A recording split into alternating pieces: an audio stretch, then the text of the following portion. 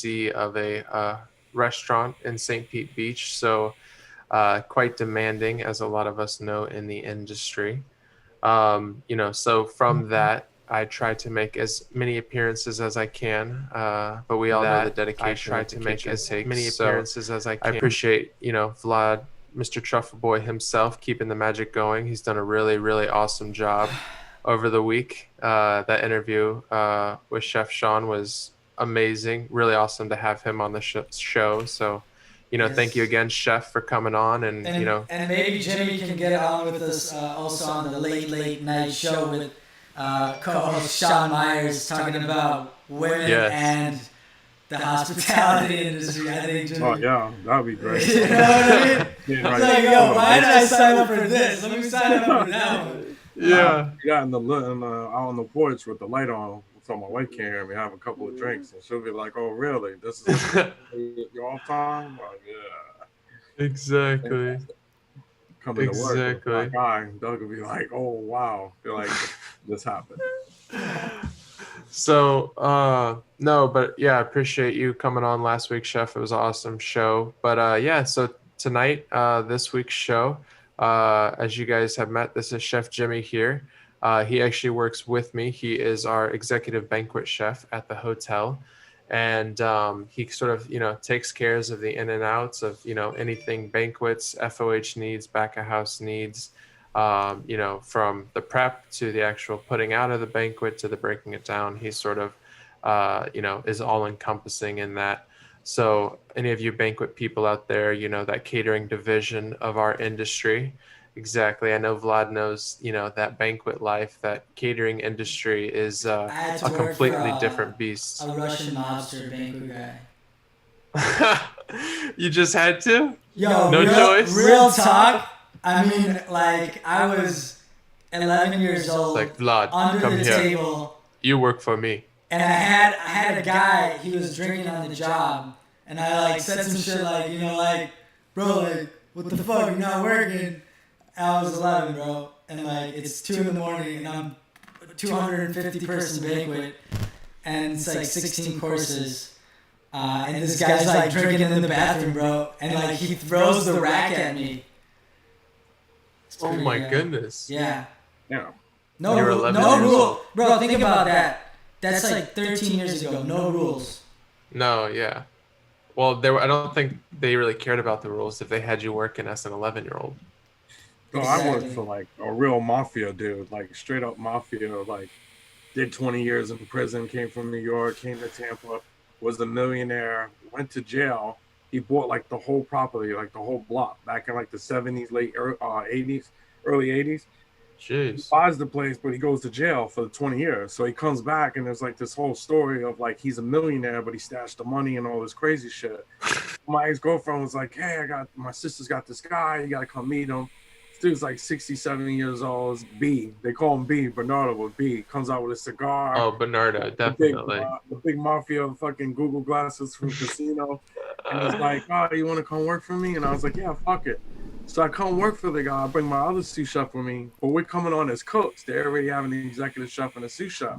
So he ends up like a week later, and he's like, "Hey, guess what?" I was like, "What?" He's like, "Those two guys are fired. You're the new exec chef, and the other guy's the sous chef." And I'm like, "What?"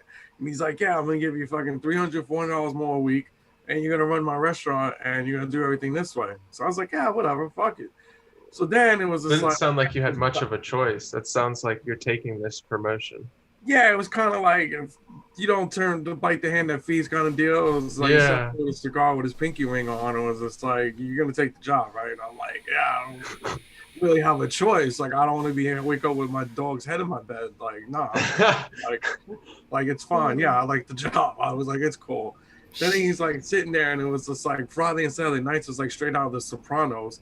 All these old school gangster dudes with their bright ass suits on, and they having these escort girls. They're like in their 60s. These girls are in their 20s. We're rolling up in Bentleys, Ferraris, and I'm just like, how's this fat ass getting a Ferrari? Like, this dude Yeah. can't be over the steering wheel, and I'm just like, seriously, like, come on. And I tell people there's anything I'm crazy. I'm like Little South Tampa Soho Tavern. They fit like they had like a what do they call like the chef's table. They had Right. like 8 executive leather chairs with the giant wooden table, and you had to pay at least $300 a person to sit at that table. Oh my goodness. And it's like you're eating spaghetti and meatballs, but it's just cool to be there. You know what I'm saying? Like it was just like you have the privilege to eat at this restaurant. So were they eating the same spaghetti and meatballs as everybody else? Nah, we had to do a special menu for them. But Oh, it was okay. kind of like B would come in and be like, you know what time it is? And I'm like, yeah, I know. Like, it's time to put on my little hat and do the dance and go out there. And, Yeah. Time for the I used to get percolator. aggravated sometimes Time though. for Some the of the guys would be like, hey, come here, boy, come here. And I'm like, what? I'm like, bro, like, you serious? Like, what the fuck are you Boy, talking to? Like, who's boy? This Yeah, is what I'm saying, dude. Banquets, bro. Banquets and mobs. What is it? That's a connection we just made. I thought it was an anomaly. No, It's definitely it's not. worldwide. Banquet halls and the mob. And the best stories, bro. I think banquet chefs are much happier chefs. You think so? They don't have to deal with your fucking bullshit as yeah, they much. just give you the food and be like, if you don't like it, I don't give a fuck. Like, here you go. Like, it's over. Like, I just cooked for 200 people and it's here. Like, there's nothing else you can do about it. I'm not fucking That's it. remaking it. I'm not I remaking the I shit. envy you guys because the fact that you know exactly what you're getting into. Like, I could tell you one of the things that happened to me. It happened to me. I was the sous chef at the Hard Rock Cafe here in Tampa, the Hard Rock Casino. And I don't know that much about sports. So we set Right. up, I'm doing this whole Deion Sanders, I'm doing a charity event. We're doing it. It's like 2,000 people, blah, blah, blah. So we set up the seafood tower. I'm going nuts. Me and my crew, we're getting it. Just the usual. My chef walks up and is like, hey, you got to tear the seafood tower down. So I just started laughing. I was like, yeah, all right. I was like, I just spent 2 hours building that. I'm not taking shit down. And he's like, James Winston's coming. And I'm like, I don't give a fuck if James Bond's coming. I said some shit like that. I was like, I don't even know who that is. And I don't give a fuck. So he's like fighting with me. We go in the office. It's like 30 minutes later. He's like, you better fucking do it. Like, this guy's coming. So then it's like later, I take it down. The guys are all looking at me laughing. And I'm pissed, like beyond mad. Well, yeah, you just spent so much time putting this up. The guys, I'm like, explain to me who he is. And they were like, James Winston. He's like the quarterback. He's going to be the quarterback for the Buccaneers. And I'm like, I could really give two shits. Why can't there be crab legs on the buffet? So they explained this whole stupid story that he got busted with crab legs down his pants or whatever. And I was just like, how the fuck is that my problem? And they were like, he's going to be insulted. And the casino wanted him to come gamble. So it was like pretty much after fighting, going through all the drama, I learned my lesson. Like, if you're told to do something, you just got to do it. That's a good lesson to learn. That is a very good As much lesson. as I wanted to argue about it, and I got over it. I was just like, you know what, fuck it. I'm going to give it to you.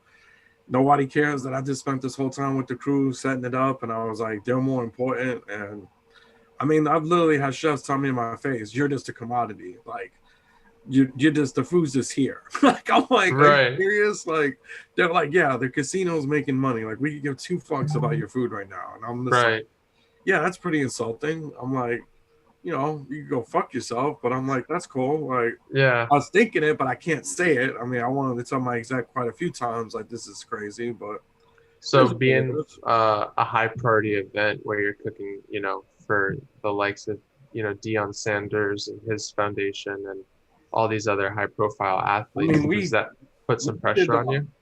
We did the Bollywood. That was hard. Bollywood was I don't know if a lot of people know what Bollywood is, but it's the Indian Oscars. So it's like we even had like who was it?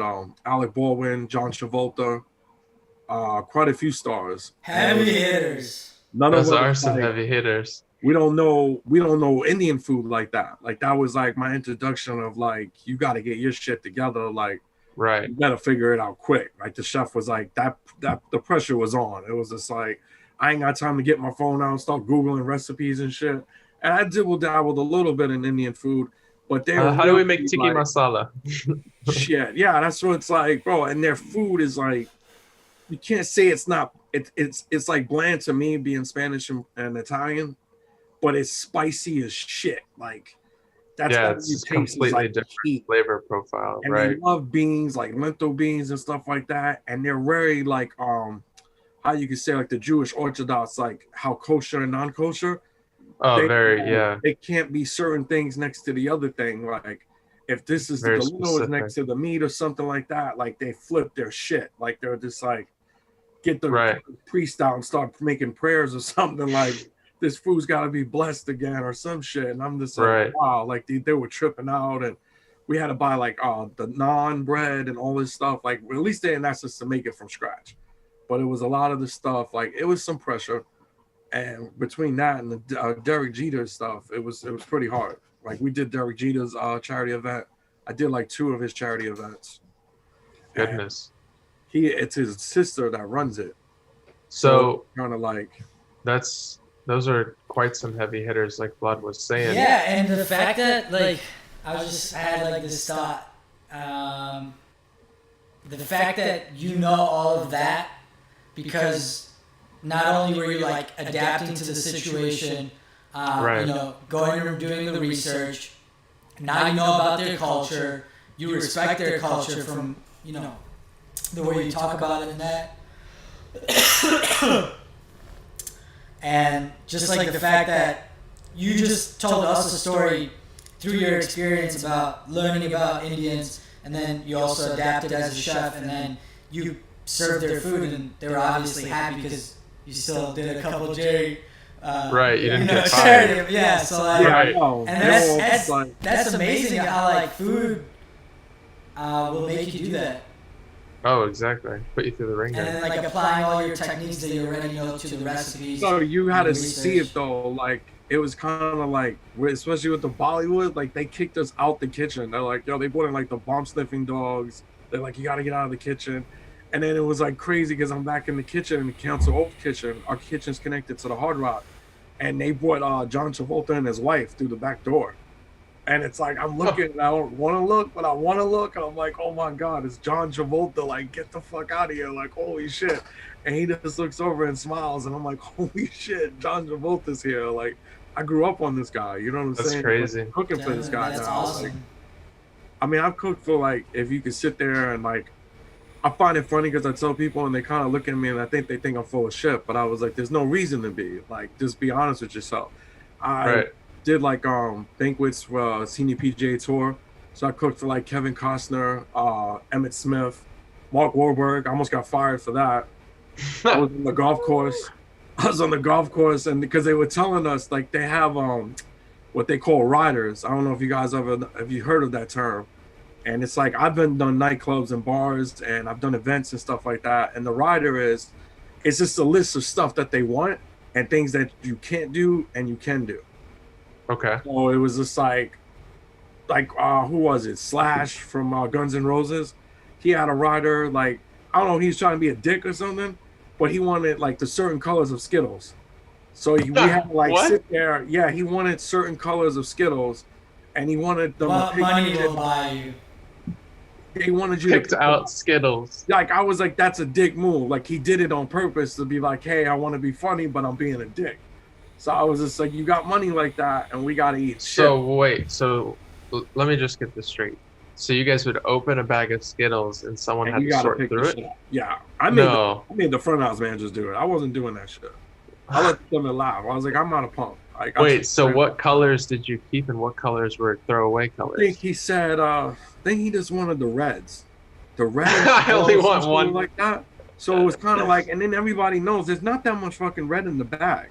And I'm colorblind. You know, I'm colorblind. So I'm like, I'm not doing this shit. Like, imagine if that's like an ongoing joke that he has between somebody. Right. And he goes to like 1,000 places, and now there's 1,000 chefs telling the same story of how they had to pick the red Skittles. But you know what's crazy? Like, he doesn't drink. Like, he gave up alcohol. Everybody was like, I'm looking at his rider, and I kept on looking at it. And they were like, yeah, he got off drugs and alcohol. Like, he realized where his life was going. And I was like, yeah, because I read some stuff about him. And I mean, I grew up on Guns N' Roses. They were the rock and roll. You know what I'm saying? They were bad boys. And the dude got off of it. He was like, but it was like, you see where they go with these riders. Like Mark Wahlberg, I was trying to tell you, he doesn't like to be called, if you really know him back in the days, he was a rapper. He was called Marky Mark and the Funky Bunch, him and his boys. So I was an asshole, and they were like, he says on his rider, don't call him that. And I'm like, yeah, okay. So me and my boy get on the golf cart. We're driving on this course. There's all these millionaires just walking around. I'm like, I don't give a shit. We're sitting there drinking. It's the end of my shift, drinking beers, and this drive by. Mark You're drinking Wahlberg. beers on the golf cart? Yeah, That's a recipe for success. yeah, pretty much. Because if I would have got caught, I would have got fired. So I'm sitting there, we drive by, and I see Mark Wahlberg, and I'm like, "Hey, Mark, you Mark in the Funky Bunch." Yo, the dude gave me like the nastiest look. And remind you, he ain't tall like everybody thinks. The movies make him look like that motherfucker's like 5'6". Like he's like a Keebler elf. Like I was like, holy shit, look at this short bastard. I was like, You, what's he gonna do? My boy's like, yo, we're gonna get fired. He's like calling me every day, like, we're gonna get fired, we're gonna get fired. I was like, shut the fuck up, we're not gonna get fired. I was like, I don't even think they remember what the fuck happened. But Oh we got my away with it. gosh. I've met celebrities where it's like, I mean, I got to chill with Kevin Costner, like sit down and eat lunch with Kevin Costner. That's that So just insane. sounded like a Drake lyric. that was just like, I sat down and ate dinner with Kevin Costner. yeah, I mean, it was ill how it happened because I was doing the senior PJ tour, and I went. We do the food for the VIPs, and then Right. Outback takes care of everybody else. So I'm like in there. I went and made a plate or whatever, and I'm walking around, and Kevin Costner. I don't even all I hear is a voice. He's like, "Hey, you can sit here with me." And I look over, and I'm like, "What?" And it's Kevin Costner. So I'm like trying not to piss myself. I'm You're like, like, oh "Yo, my God. Waterworld, like this movie sucked." Like, like I want to tell him so bad. Like Waterworld, one of your worst movies. Like I hated it. Like I was so excited, and I'm like, I'll get fired. Like I'm not supposed to be eating. Like I came to grab a plate, and I was like, I gotta go. And he was like, nah. And he's by himself. He's like, just sit here at the table with me. And if you get, he's like, nobody's gonna say nothing. Sat Yeah. down, had lunch, had a regular conversation with the guy, like it's nothing. And I'm just like, Wow. I'm here with Kevin Costner. Like I'm eating lunch with this dude. Like I cooked it and I'm eating with this dude. Like holy shit. Like you gotta be kidding me. Like So what do you think I of your get food while you're sitting across they from him? liked it. That's Like good. when we did the senior PJ tour, I think that's one of the most extravagant, like I don't want to say like buffets that I've ever done. Yeah. Cause it's like they literally I was the first time I was only that's when I had my firstborn. I think I was like 23, 24. And Oh my goodness. Cisco rolls up and just drops the truck. And I never that was my first experience. And my chef was like, yeah, like the truck's here for the next 5 days, and we can have whatever we want off this truck. And I'm just like, are you serious? Like that's a chef's dream. Like they drop a trailer off. Yeah. They Just like donated go all the in food. there. Yeah, you just go in there and it's like everything you could think of is there. And it's like we were like cooking for like Carson Daly, from sport players to like Wow. movie stars. These top golf guys are playing for $1 million. So it's like it's on. Like you're here. You know what I'm saying? Like you're cooking for celebrities. Like people like you're never gonna get a chance like this. And then Yeah. like the extravagant, like we had like seafood day. We did like an all American day, all Italian. So, Chef, we have a lot of listeners, and I'm sure they all are like, thinking probably the same thing. Me and Vlad are thinking we're both young chefs, kind of starting out in this industry. And so, what would you give them, all these young cooks who are listening, watching, saying, I want to be able to cook for these kinds of people. I want to be able to, have my food tasted by the likes of some of the same celebrities. Uh, you know, how did you find yourself in that position? Is there, something that guided you to these high level positions? So to get where I needed to get, especially like even back then, it was like it wasn't easy. Like I ain't even gonna lie. I think I started when I was 18. I started lying on my resume, like because people were turning me down. They were just like, and I'm not telling to my young people, my older people in the industry, like you don't necessarily have to go to culinary art school, and that's what pushed me back. I didn't have a Right, culinary art degree, so this kid walked in. He had a culinary art degree. He got the job. I didn't. right, So I didn't do all the time. I did one time. I got lucky. I lied on my resume. I told this dude, hey, I did this, I did that, but I knew how to cook. And right. the funny thing you saying that, Fake like it so you the make it. chef knew it. The chef knew it. Like he came up to me a couple weeks later and he was like, called me straight out, was like, I know you're full of shit.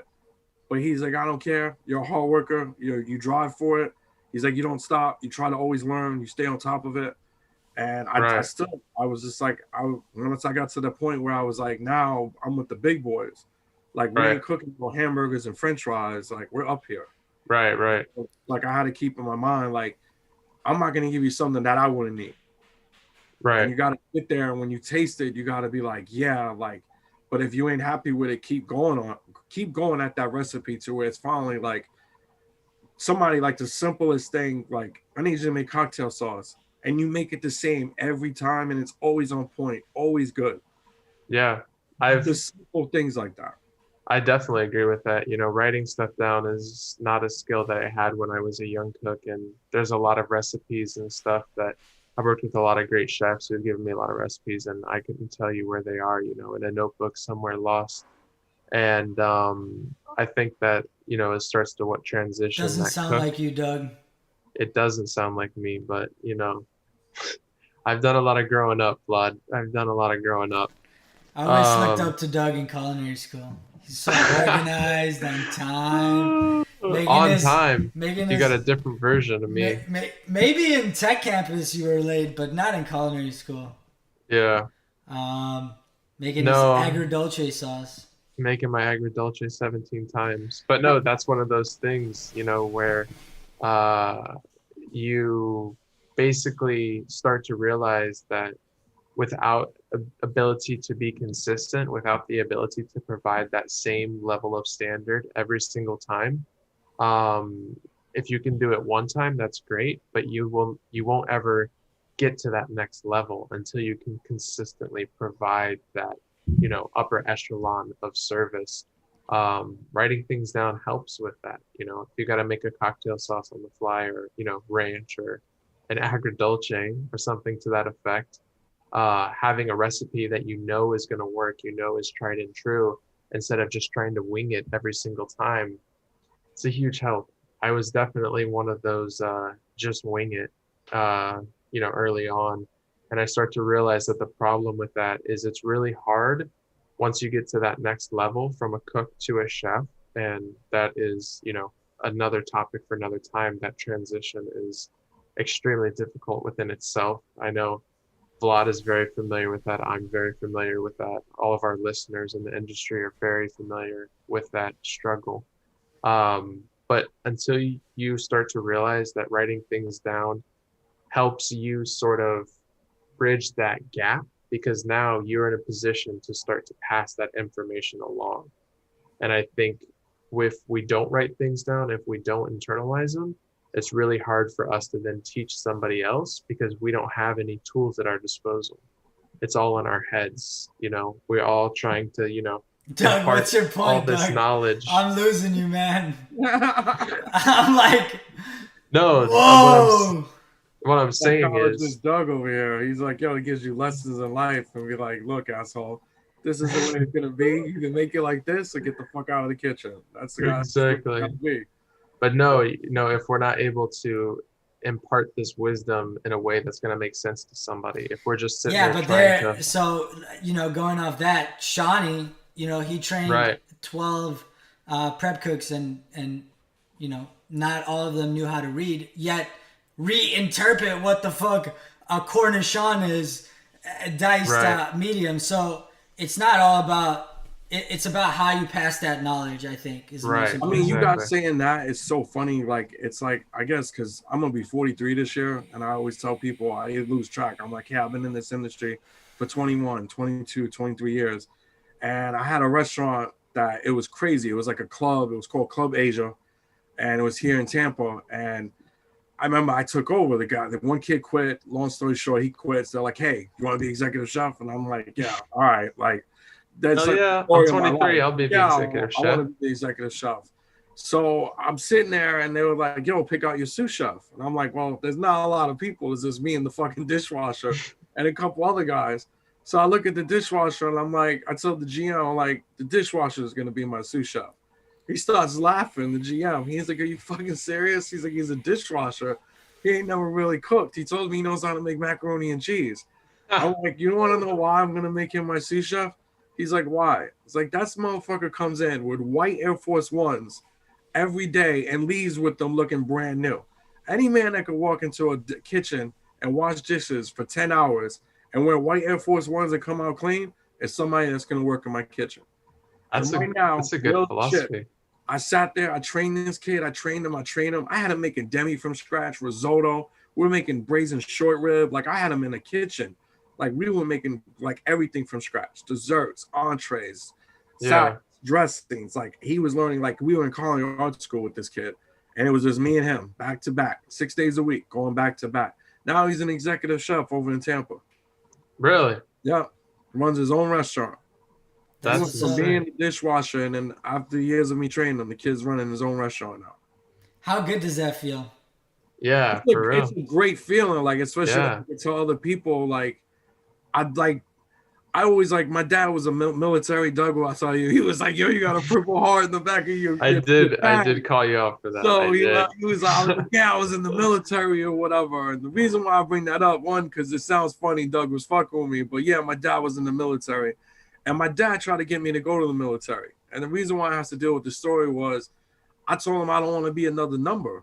Like I was like, when I die, I want to know that I did something in my life that I made sense. I wasn't just another number, that I made something in this world. And that was one Right. thing that I could have in my heart. Like I was able to take this kid from being a dishwasher to now he's an executive chef. Right. But there's times where you meet people and they're like, I started off as a dishwasher. Right. I was pissed. Like I was like, this sucks. Like I'm sitting Yeah. there washing Everyone's dishes, yeah. and I'm looking at this kid and I'm like, he sucks. He don't know how to cook. So I would beg the chef, yo, give me a chance, give me a chance. And I was only 17, and the chef would laugh. He'd be like, ah. And at one time, as soon as they messed up, one kid called out, and I got my break. At 17 years old, the chef was like, get in there. If you got what it takes, I'll leave you on the line. And I did. And I rocked it. Ever since then, from 17, I got in the kitchen and I showed them, and I stayed hard at it. That's awesome. That's think- an amazing story, and Yeah, that props to you, is. man. Definitely. I think that's something I know I aspire, and I'm sure a lot of our young chefs and viewers aspire to be able to like kind of leave that mark like you're talking about. I mean, being able to see that potential in somebody else when they don't even see it in themselves, that's a talent in and of itself. And so that must Doug, feel did you that get must your feel pretty bachelor's? cool. No, I got my associates and I started working. That's But what's up. yeah, I mean, you know, I mean, I didn't get was- my associates. yeah, So it's all about It's- how bad you want it, right? I think starting Right. off as a dishwasher humbles the fuck out of you. oh yeah, Like you are doing, you know, but without a dishwasher, the whole restaurant doesn't run. No, right, it doesn't. So But Exactly. nobody respects the dishwasher. Like, right, there are like times where like you're yelling at the dude, and it's just like, but I get it. You know what I'm saying? Like I've been there. I was in the trenches, and I was like, you know how bad this sucks. Like this dude's yelling at me, but it's like without me, like you're Right. gonna be back here cooking and washing dishes. So it's like we gotta take our hands off to everybody in the kitchen, from the front of the house to the back of the house.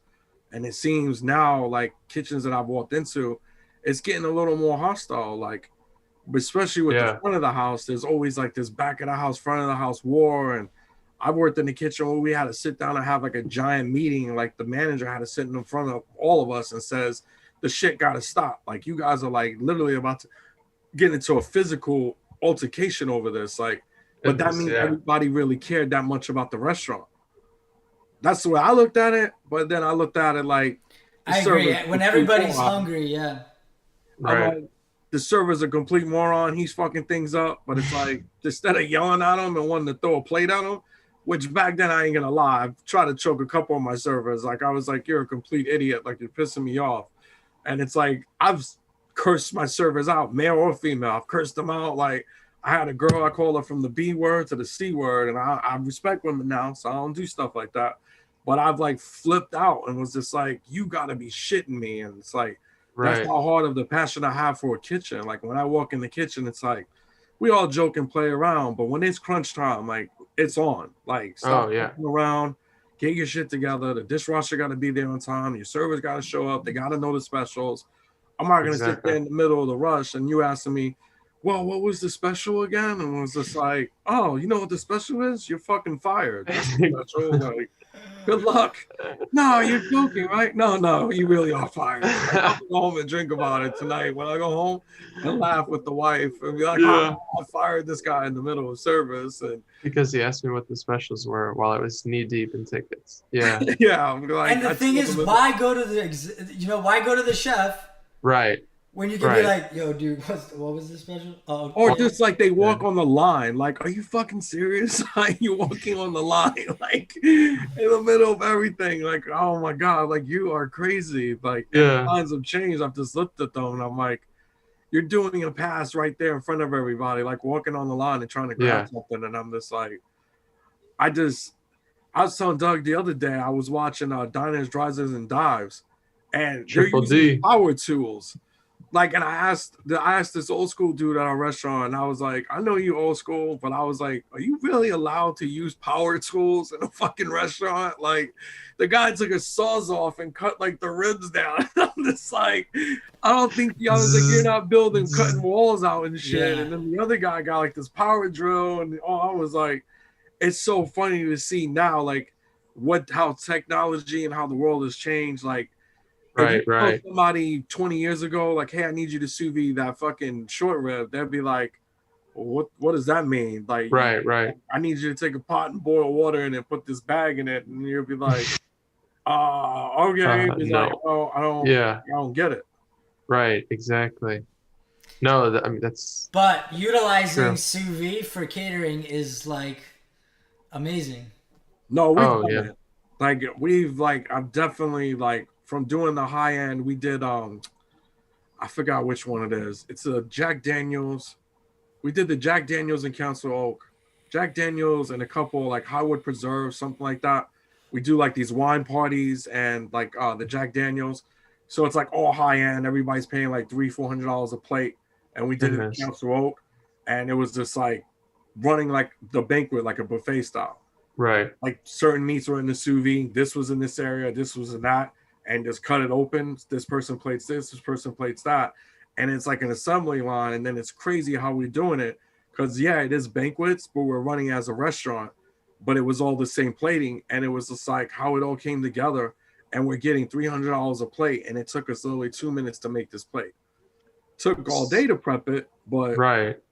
Right. Because preparation, you plan properly. So the fact that you have, all this experience from these two different sides of the industry, the restaurant side and the banquet side, what would you say is, that big, what's the big difference between the two, and which one, would you encourage younger people to give a try to?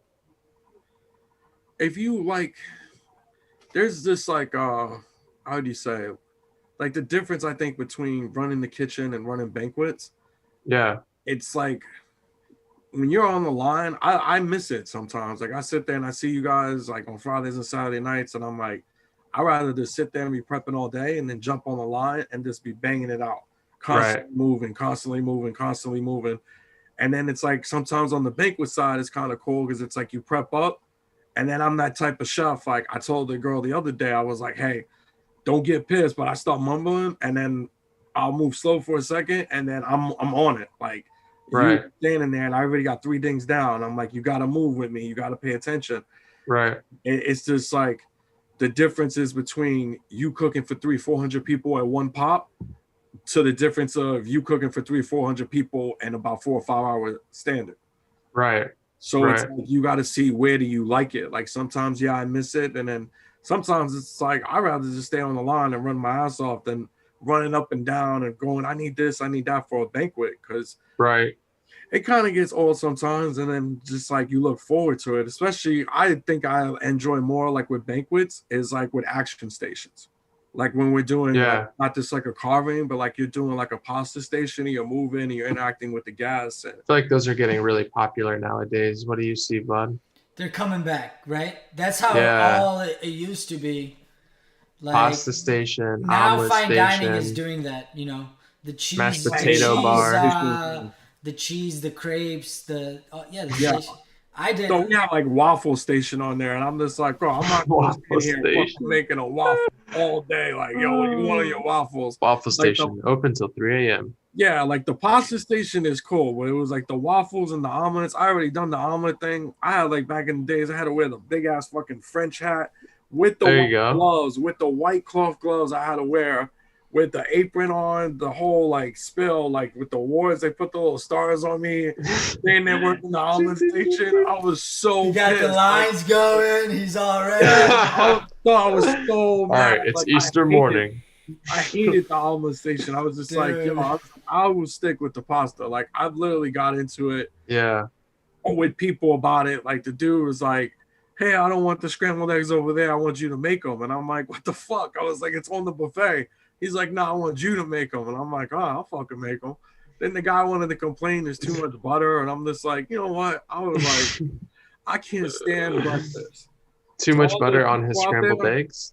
to all everybody out there, yeah, he said it was too much butter. All right, I Don't have do this theory, breakfast. guys, and I've held it to myself for a while. But can you really put too much butter on something? Is Yes, Yeah. what would definitely. it be, Yeah. and how Like much? toast. Like if I put too much butter on bread and now it's just like saturated. Soggy Well, as shit. Yeah. what kind of butter are we talking about now? Melted butter Any, or like, soft Or butter? there's some No. pure just margin. Fuck it. Yeah. He Well, put some margin on there.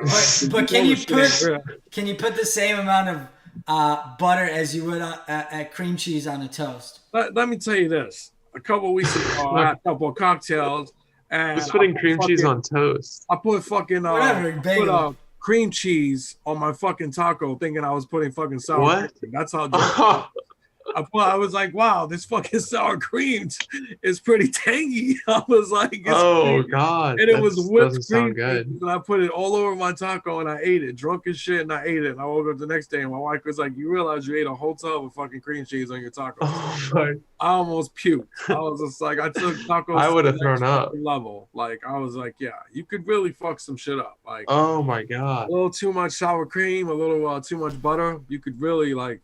See, like I can't even do cream cheese in my sushi. I I am like that. not. I I'm can. not a cream cheese fan. I like it if I'm a it's Philly like guy. if it's on a bagel, good. But anywhere else, I can't do it. I can't do it. We're getting away from my. What is it that okay? Other than toast, what else can Right. you put too much butter in? Pasta. Popcorn. Yeah, But Pasta. with Yeah. pasta, is it emulsified or broken? Right? it's it'll break. Like after like it's just But yeah, It looks eventually, bad. if you put too much, it'll break instead of being emulsified. Okay. Or Yeah. else you'll just and it have looks bad. a whole thing of butter with like pasta throughout it.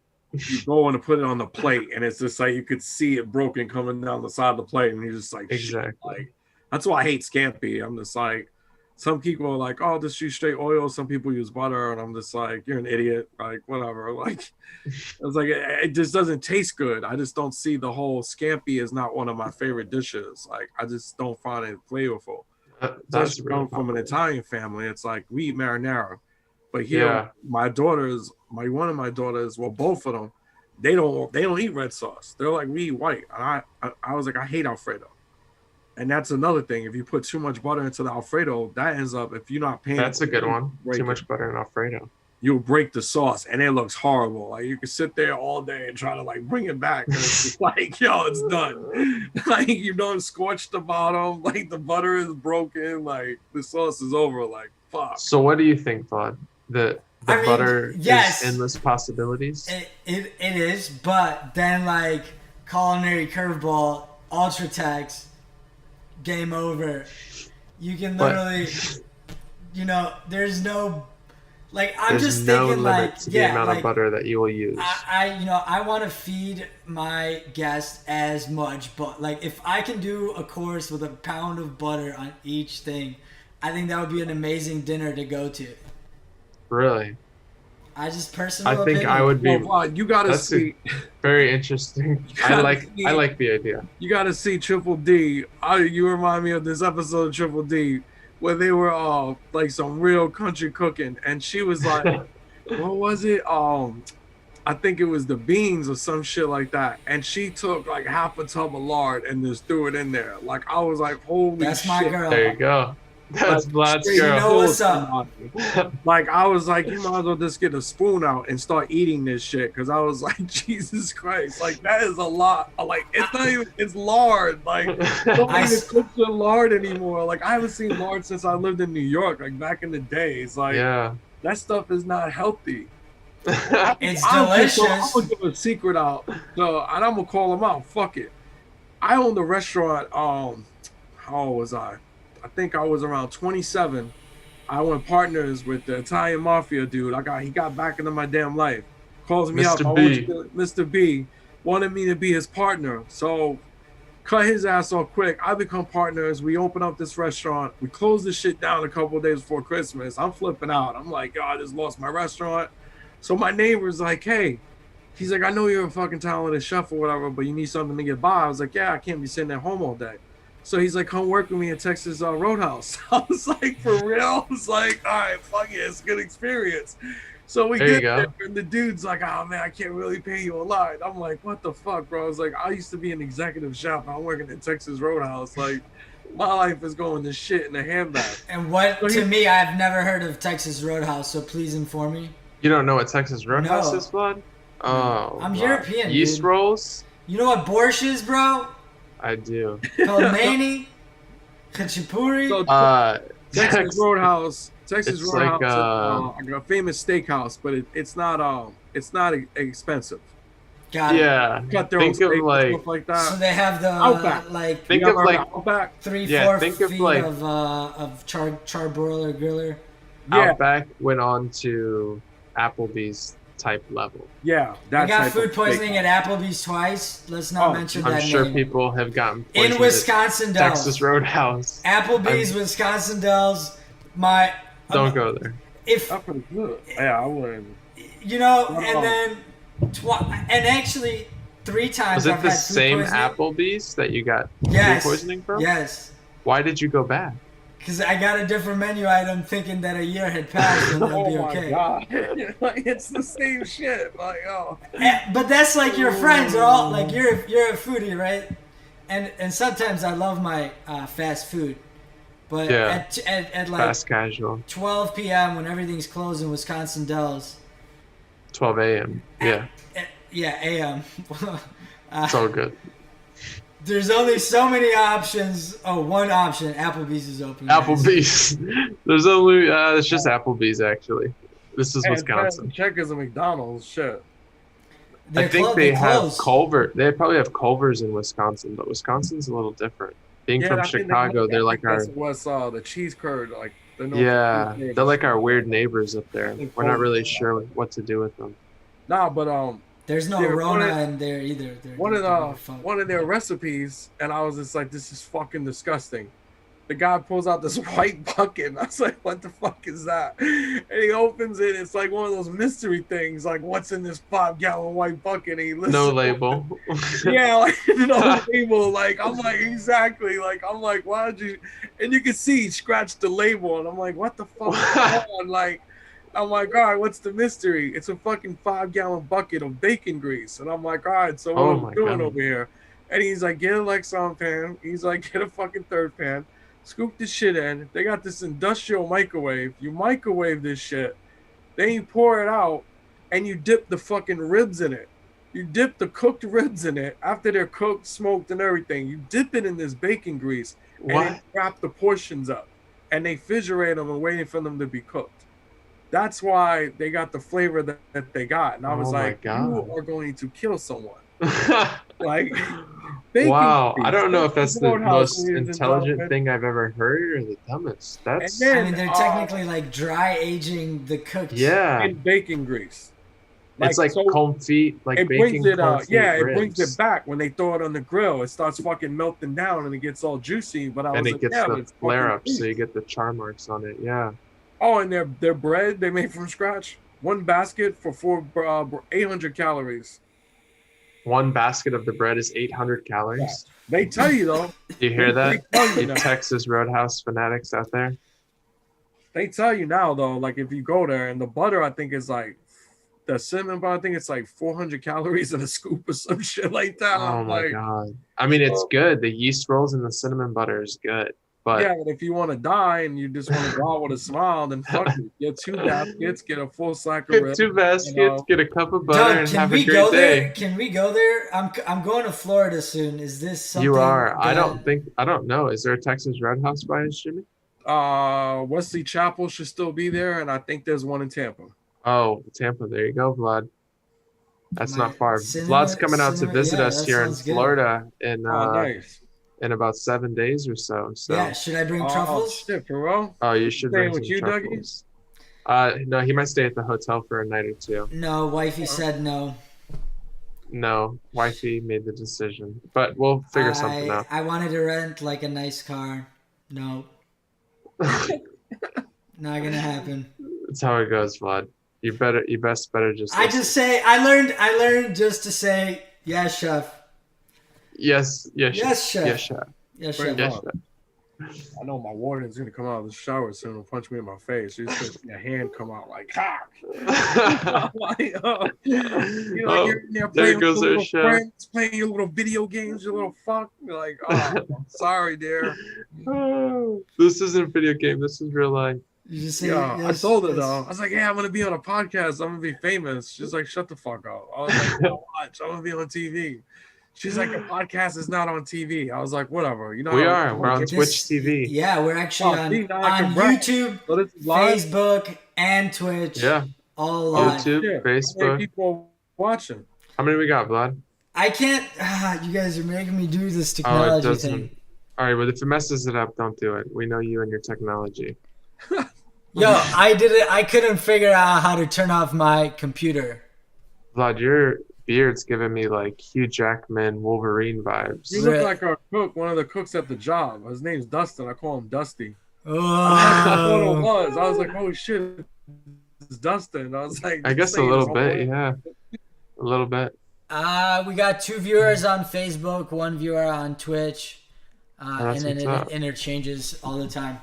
Hey, at That's least what's up. somebody's watching. They're probably like, oh, this guy. Well, the best thing is people, you know, from who's watching it live right now to 10, 15 years later, not only are gonna, you know, it's gonna be relevant still, because let's be Right. honest, we live like rock industry's- stars, and we like Yeah. that fast life. And I mean, you said it, you've met more celebrities than, you know, I could put on any fingers in my body. Yeah. And just the adrenaline, the motivation, the inspiration, the drive of like seeing these people in, you know, eating your food, not only, but you're able to bring something to their life. And maybe Right. they not all remember that, but you remember that, and that's your memory, and you just Oh, shared I it. left out a great celebrity. Kevin Spacey was there. That was before the whole everything came out. You know what I'm saying? That's when Kevin Spacey was cool. Like not now. Have you fed Jeffrey Epstein? Nah, I thought about it. I was like, I wonder if he was there, if he was on the list. He But was probably like, you just didn't notice him. He likes Yeah, to. he was just in the back. Right? incognito. And it's Wow. Florida, Kitty actually, guys. Whoa. Because he was in Florida, like he has that in West Yeah. Palm. Definitely, Yeah, that would be definitely. funny if I did cook for him. One of us did. Like, yo, he came to Maybe. Disneyland. He had the Mickey Mouse hat on. Chef Doug was cooking for him. Like, man, that guy looks familiar. Be like, Honestly.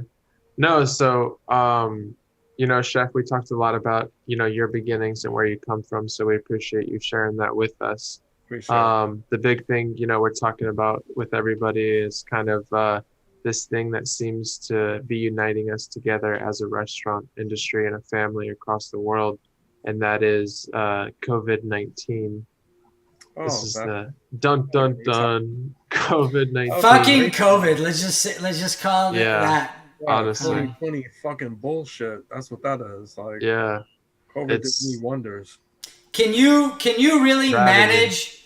Can you really manage all the people with like the COVID policies that are around? Like, you can do the testing, you can do that, but can you really? Are we as chefs even supposed to be dealing with this shit? Like, that's a great question. what the fuck? And what's your Yeah. perspective on that? Like, I mean, like, how do you treat it? And then what were your thoughts? And I guess before we go to that, let's go to how did COVID affect you? You know, starting February, March, April, and you know, what'd you do to stay positive through that? And Um, I'm be honest, like I'll be real. At first I didn't really take it serious. Like we were all like laughing. I was making the joke Right. because my brother works at a place called Jable Circuitry, and he has people from all around the world that work for him. Like I'm talking from Albania, from China. He has a lot of Vietnamese people, so they were all like, "Oh, it's from China." So I'm calling him COVID-19, and I'm like running around the house making jokes or whatever. And shit got real. Like it came to the United States, and it was just like Right. this is our era. You know what I'm saying? Like this is my time in my life to where like this disease got really real, and it was just like, nah, I got serious. My brother's girlfriend works at Walgreens. She's a pharmacist, so I was tripping out on him. I was like, don't bring her here to the house.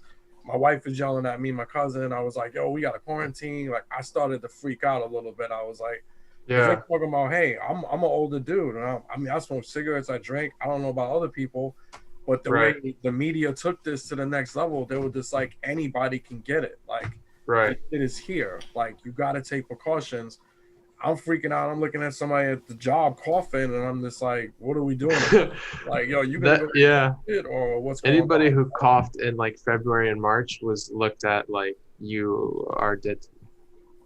but I with just like a joke a little bit, or no? it was a joke. It was a joke in the beginning, Yeah. and then when it hit United States, then it was like the shit ain't funny no more. Like, cause it was like Right. when we first heard about it was the motherfuckers over there in China are eating bats, and I was like, what's this? They eat anything, you know what I'm saying? And they were like, they made the joke of they eating bats, so they got something called COVID. So us Right. Americans, we laugh about shit. And it was something that my cousin told me because he travels back and forth to Japan, and he was like, you know what's crazy? He's lived out there for years. He comes back and forth to the States, and he's like, we've been wearing masks over there. Like in Japan and China, he's like, we've been wearing a mask. So Yeah. now us Americans ain't now we're trying to take this shit serious, and now we're wearing a mask. Why weren't we doing this before? Like we didn't take this virus very serious. Right. And by the time it came down to it, it was just like, hey, guess what? Buckle up, fuckers. It's here. Like Yeah. it's serious. Like somebody could have it, literally cough on you, and you wake up the next day, some shit out of a movie, and then it's like It's I'm hearing over. stories like people are coming to work and they're just like, I get we're in the industry, we're in the restaurant business, but if you're not feeling good, don't come to work. And I've Right. heard stories like rumors being passed around, like so and so has it, this and that, to where other restaurants, like dude knew he didn't feel good and he still went to work, and he Right. ended up getting the whole restaurant sick. So it's just like, and it's not this here. It's like in New York. I have a cousin that works over in Fordham Hospital, and he's got to take precautions. Like, and I was like, I was scared for him. I call him every week. I'm like, hey, how's it going? You good? He's Yeah. like, yeah, everything is straight. You know, nobody got sick yet. He's in New York, over in Manhattan. It's bad over there. That's real bad. Yeah, that's really bad area. And when it hit us, it was kind of like it got serious. Like we were going into a meeting with the whole entire staff to pretty much kind of say, hey, I think we're cutting down the hours to the restaurant. Like we're gonna have to like cut stuff down the staff. And So is before this why we, you're at the hotel? yeah, we were at the hotel, and Yeah. it's a 72 room hotel, and we've got like I think like 100 employees. And right before we go into the meeting, my phone's going off. You hear like it was like some shit out of a movie. It's like when they're like in this like action movie and like the whole government, everybody's beepers and cell phones are going off, and everybody's shit's going off, and everybody's looking at each other, and they were just like, they just passed it. They were like, you got to shut all restaurants down. Like it's over. Bars, restaurants, everything, shut it down. It's funny how you said that Um, because I've heard a bunch of you know, like people say this lately that you know when it happened, everybody already knew before. right. You Like you this could is have even coming. like as a leader let you know people know, hey guys, we're shut down. Like they already knew. There's nothing to hide. And Yeah, it was out there. It was just like Right. we were waiting for the call, but it was just like walking into the Right. meeting and then everything happened. We thought we would shut like 50% of the restaurant down. So it was like, we're done. Like everything shut down. 100% shut it down. Like they literally, like even working in the hotel, they had to cut housekeeping. They had to cut housemen. Like they had to like, nobody could travel. Like it And was, this is in like March, right? yes. Yeah. And Wow. then the whole like being at home, it was just like they were like, all right, you're gonna get furloughed, and I was like, what the hell does that mean? They're like, you're Yeah, kind of what's a gonna be furlough? Yeah, a like, lot of yeah. people had that. I Yeah. was just like, is that a fuzzy animal or some shit? Like, am I getting Yeah, like, Furby? Wait, yeah, everyone's getting Furbies? yeah. I was just like, oh, that's cute. Like, oh, we're gonna get a little gift. Like, you're getting furloughed, and I was like, is that like a care package? Like, what the fuck is that? Like, yeah, it's a care package, all right? Like, you're Yeah, gonna sit at home for the next 45 days. And I was like, what the fuck? Like, and there right, wasn't no time estimate. right. So it was just Right. like, Two hey, weeks. yeah, We're that's gonna what shut down for 2 weeks, guys. I'm thinking that. So I was like 2 weeks, 3 weeks. I was like, ah. Then it was like, yo, now we're on a month. I mean, I was furloughed for 45 days, but what made it worse was I was one of them dudes. Like, I'm watching TV. I'm always watching the news. My wife wakes up, the news is on. We're, like, always like out to the living room, the TV's on the news. And they were just like talking about this whole unemployment thing. So I didn't really like, I thought that I had my shit together. As soon as I got home, I had to wait a day. I went and fill out the information. So I'm looking at the news, and again, I'm thinking shit's a joke. I'm laughing. I'm like, oh, I got my unemployment thing put together. And Right, it's like 2 weeks go by, and I call my sous chef, and I'm like, yo, did you see anything? Like, because now it's been 2 weeks. He's like, nah. So I go on it. It's telling me I didn't fill out the proper paperwork. And I was like, that's not what it said before. right, And now I'm sitting there and I'm like fighting with all millions of people trying to get unemployment. I'm on this list now, and I'm like, wow, I'm a statistic.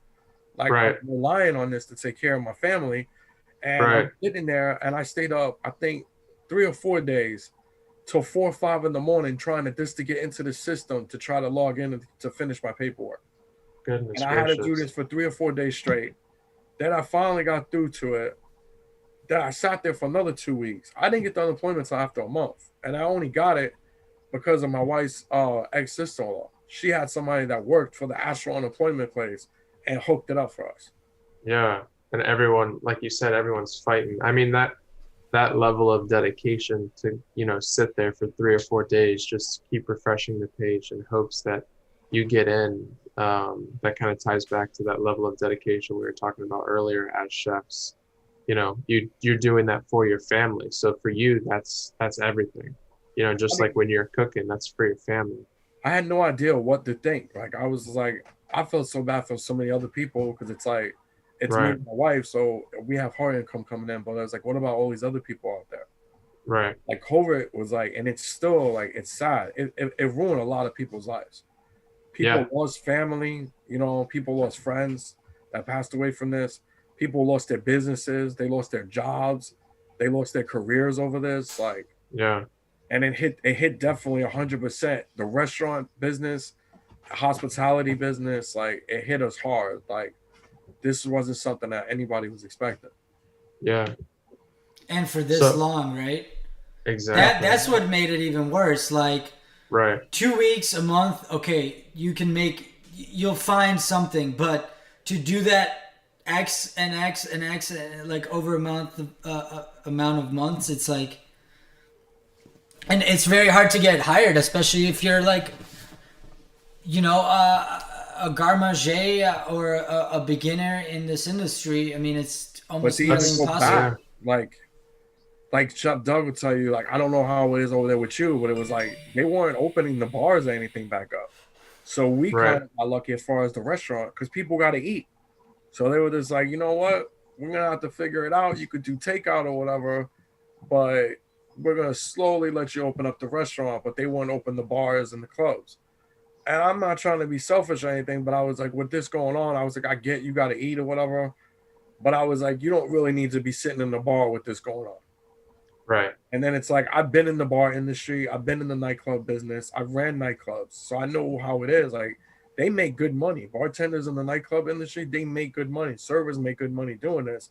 And I felt like I was being selfish, but I was thinking also of my family and my friends, to where it's like, you want to open this bar up so damn bad, but you're taking a chance of putting other people at risk to get sick For money.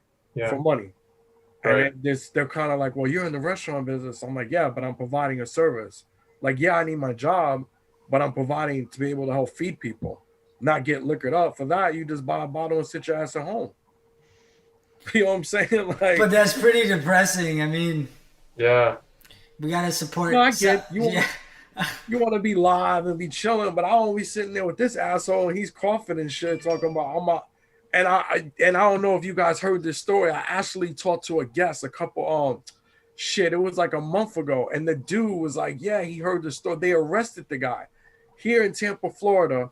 It was months ago it happened though, the situation. The dude's sister went on Facebook and like it spread like wildfire. She's like, I'm gonna let you know right now that my brother's an alcoholic and he tested positive for COVID-19 and he went to the bar and he's bar hopping in Ybor. So when I'm talking to this guest from the hotel, he was like, yeah, he knew about the whole story. They found the Wow. dude. He went to 3 or 4 clubs and bars in Ybor City, which is like a giant strip of clubs and bars. Like I'm talking about, he could have got thousands of people sick. That place fits thousands. They Wow. arrested him and had to go up to every bar and club and pull everybody out and give them a number and tell them, hey, you need to go get tested this week because you were Huh. exposed to a guy that's like, he was that serious. He knew he had Wow. it and he went But down and started is drinking. it on the people to make that choice? Like you go to a bar, you know, you're you know, I think I think if there's some associated risk that you're putting yourself out there, but I think that level of negligence where you're just like such an alcoholic where you but don't then give a like He fuck. tested positive though. His sister Right, said he exactly. went and tested positive. but And that still like went out. on him that's a douchebag thing to do. Like Right. 100%. But on the people that decided to go to the bar, they should have thought, yo, some guy's probably gonna be in there who tested positive. Just Nah, letting you that, you know. know what I'm saying? Or he or she. It ain't just, you know what I'm saying? Right. You gotta think he or she. For But sure, they're for like, sure. oh, I'm an alcoholic, so it's like if I take a drink, this cough might go away. You know what I'm saying? I'm gonna get right. Like I got a little bit of the sniffles, so I don't think I got it. And people like we laugh about it now. If you sneeze or cough, I'm like, yo, COVID-19, step your ass Yeah. away from me. Like, yo, Yeah. we got like this old dude. I call him Pops. He got a smoker's cough. So Yeah. every day, all me and Doug hear is him coughing. I'm like, damn. Like if he gives me that shit, I'm gonna choke his old ass. I'll be so pissed. Like I don't want that shit. Like Right. I'm trying to live. You know what I'm saying? Like I'm good. Yeah. And But that's No, the thing, and like where it's. I mean, we don't even have grandparents who told us stories about this, right? So right. I there's mean, like now, zero preparation on it. but Yeah. the media ate this up. So what are we supposed to do? The media tore this apart. Like I'm talking to my barber today. I don't like. I'm sure like other people go. We politic with your barbers. That's the place where you chat it up. It's you and your barber. We sitting there talking, and I was like, this COVID-19 thing was crazy. Like I'm literally watching videos of them taking bodies and putting them in meat vehicles. I know, Like and they're like like putting mass in meat freezers, burials. like in meat trucks. Like Yeah. they had no room to put these bodies. Like what the fuck? Yeah. And then it's like us being in the industry, it's like, what am I gonna do? Like I'm calling my homeboy and he's like, I don't think we got a job. Like I don't think we're going back to being chefs. He was like, Yeah. I think it's over. Like I don't think we're opening the restaurants back up. Right. And now No, we're and that's the thing with this second wave. I mean, Chicago's in another lockdown. You have other cities in another lockdown. New York's in another lockdown. These giant culinary meccas. I mean, we are very blessed to be able to continue to cook for people, but it is sort of that it weighs on you. Like, is this ethically okay for us to continue to serve people and the possibility of, spreading this virus that has, destroyed so many lives? But, yes, I'll make you your Delmonico medium well, ma'am. yeah, like walking around with a face mask on. I'm like, what the fuck? Right. But then it's Exactly. even more funny, like I was telling my barber today and we were laughing. I was like, people want to flip out because you're walking around with no mask on. But it's okay once you sit down, you don't have to have a mask on. Right. So he was Right. laughing. He was like, yeah. He was like, yeah, as long as you're sitting down, you're not going to get COVID-19 because it just goes around you. And I was like, that's the way it make it sound. Like, because you're sitting down, you don't have to wear a mask. Like, I was like, this is Right. fucking stupid. Like, I don't know what if Trump came up with this rule, who came up with the rule? If you sit down, you'll get COVID. And I was like, for that, I'll just sit in a fucking wheelchair and wheel my ass around the kitchen all day. Be like, yo, I'm that sitting was great. down. Yeah, I'm sitting down. Be like, yo, I'm getting my little mask on and shit. Be like, yo, let me show you how serious. Hold on a second. I'm gonna show you how serious I took COVID. Let's see this.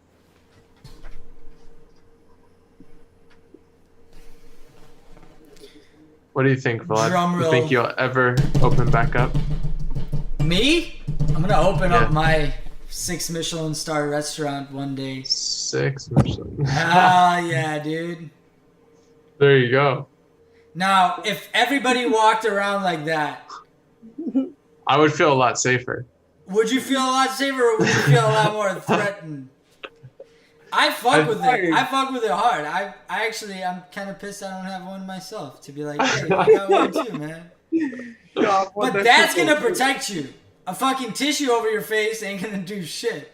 Yeah, I mean, I got those masks, but I was like, I can't wear the fucking ventilator mask. I was like, I'm like fucking the fat Puerto Rican Bane walking around with that. I'm like, oh, what the fuck? Like, I wear like these other masks, and I'm just like, yeah, I don't think this is really gonna do anything. So I was like, fuck it. If I get it, I get it. But I was like, for the person that gave it to me, I'm gonna make sure I stay in their house and just sneeze all over their ass all day. There you go. Like, fuck that. Like, no, I mean that level of mask. I think if everyone wore that, I would feel safer. But not everyone's gonna wear it. But look at all the countries that did things differently, and that. They're still having a second wave. So it's like. Right. Well, yeah. There is one place that did really good, and my friend was there, and he called me, and that's Panama. And I ain't talking about Panama City. Like, yo, I'm talking about Panama. They put it on lock. He said, like, they literally was just like, well, one day out of the week, Sunday, nobody's allowed to go out. If they catch you on Sunday, nobody. If they caught you out on the street on Sundays, you would get arrested. Like, they were serious. And then they took the last 4, I don't know, a couple of numbers off your license. Certain people go out on one day and certain people go on the other, and you have to look at the end of your license or your ID. And you're only allowed to go shopping, get your groceries, get what you got to get, and go back home. But if you told that to Bob, would he listen to you? Right. You know, if we told the 55-year-old, guy who lives in the villages that he's only allowed out on certain days in America. Or a 17-year-old Jerry who wants to go hit up the Tinder ladies. Like Japan is another, like Panama is a strict state. Like a strict country. They're a very strict country. They're very disciplined, just like Japan. Like, they don't play that shit. Like, right. Like, they're just and it's a little bit easier to enforce that. Yeah, they're just more. Well, the culture's already there. It's not like having to develop. They don't try to go above and beyond. Right. They're not gonna like, hey, 20,000 of us are gonna tell us to kiss our ass and we're gonna throw a party, because we did that down here in the United States. Yeah. They busted. My barber told me in New York City they busted a 70,000 people wedding.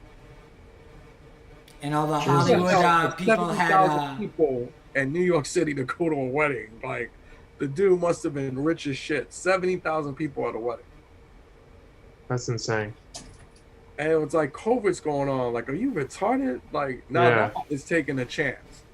I get nervous when we have, these 100 and 120 person weddings nowadays. It's like, these people are crazy. And they don't wear masks. They don't want to wear their masks while they're sitting, like you said. And it's like, don't you guys, there's children at these, weddings. It's like, what are we valuing here? But is that on them? Like, that's the question, right? Right. Yeah.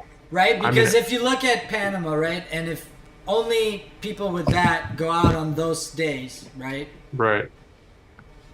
And those days get it because they decided to go out. Right.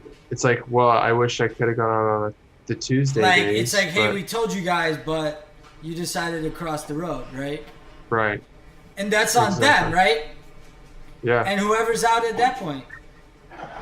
No, and I think, I just don't think America is set up in that way to where we can have so much control over, people's everyday choices and actions. And we got 50 states, so motherfuckers are just do what they want. I was listening to our older podcast with Chef Amar, and he said herd immunization, and I said thinning the herd.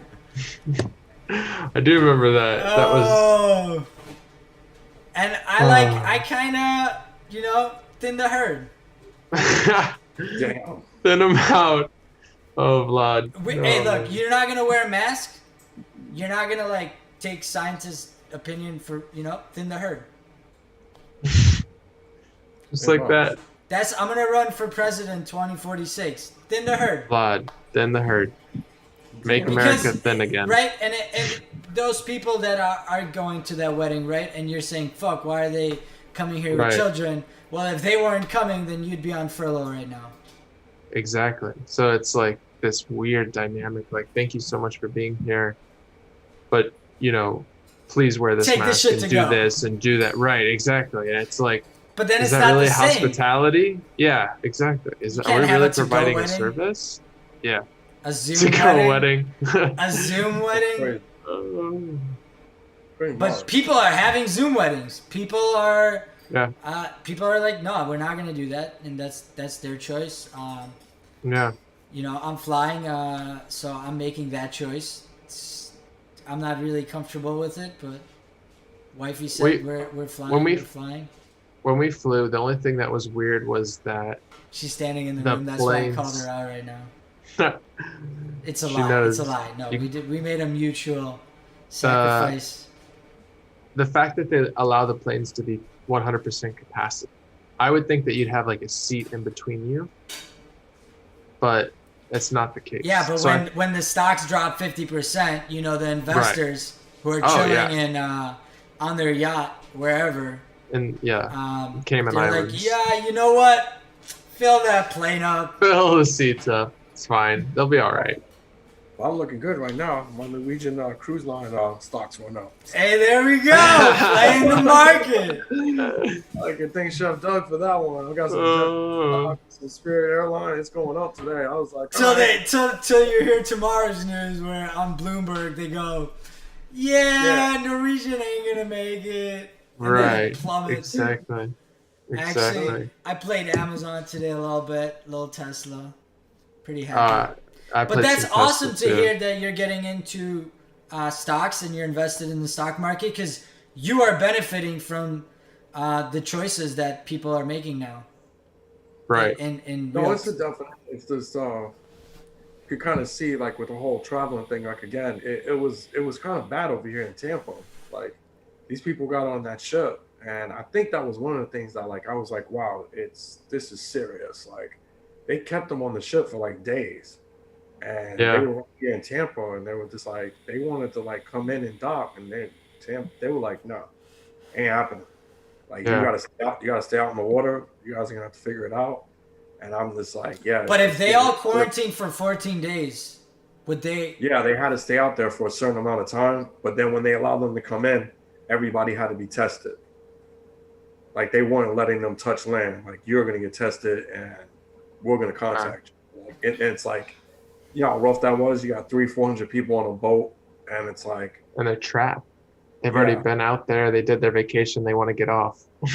you're stuck out there. It's like when you're on the top of the roller coaster and you're like, yeah, where's the exit? Like I'm done. Yeah. Like, Exactly. yeah, there's the water. I'll be like, all right, bitch, you don't think I'll do it? I would get drunk. Swimming. Jump That's right a off far the jump. boat. Yo, I mean, if you don't break your neck, I mean, you're gonna make it home, maybe. Like, yo, you might make it home. I mean, I don't know if it's worth it. I mean, if this dude over here is coughing his brains out, then I'm gonna be like, fuck yeah, I'll take my chance with the water. I'm like, Yo, but imagine there's like one cruise liner that is stuck out in the ocean, like like everybody's zombie inside that cruise ship now, and then like shit happens, and they come to that's why I Tampa. was like, if my cell phone's working, I would have called my cousin and be like, yo, get one of your boys, roll a boat up, and I'm that bitch, like, we're escaping. Like, Sent me a jet ski. I got to get out of here. We're going to Cuba. yeah, I'll be like, I gotta get the fuck out of here. How is Cuba doing? Probably good. I mean, Probably. they They don't. haven't really talked about like you don't hear about like what do you say North like, Korea. Like, how's North Korea doing in COVID right now? He got that shit on the wraps. They ain't nobody. You seen his nephew? Bro, they didn't go out as is. Okay, let's be honest. His nephew killed his dad or some shit like that. Oh my goodness. What is it? What's his name? Kim Jong Un. Yeah, I can't even pronounce that fucker's name. It's something about his nephew is arrested for killing his dad. Goodness That's gracious. crazy. I was like, they just announced that today. I was like, wow, well, I But it was guess we're crazy during this COVID time. There wasn't like the whole like he got brain surgery and he might be dead type of thing was going on too. yeah, that was the media eating it up though, because his sister stepped in and they were just like saying, "Oh, there's rumors that he's probably not going to make it or whatever, or he's fucked up." And I'm like, "Yeah, right." Like if he dies, they're not going to let us know. Like America's waiting for that fucker to die.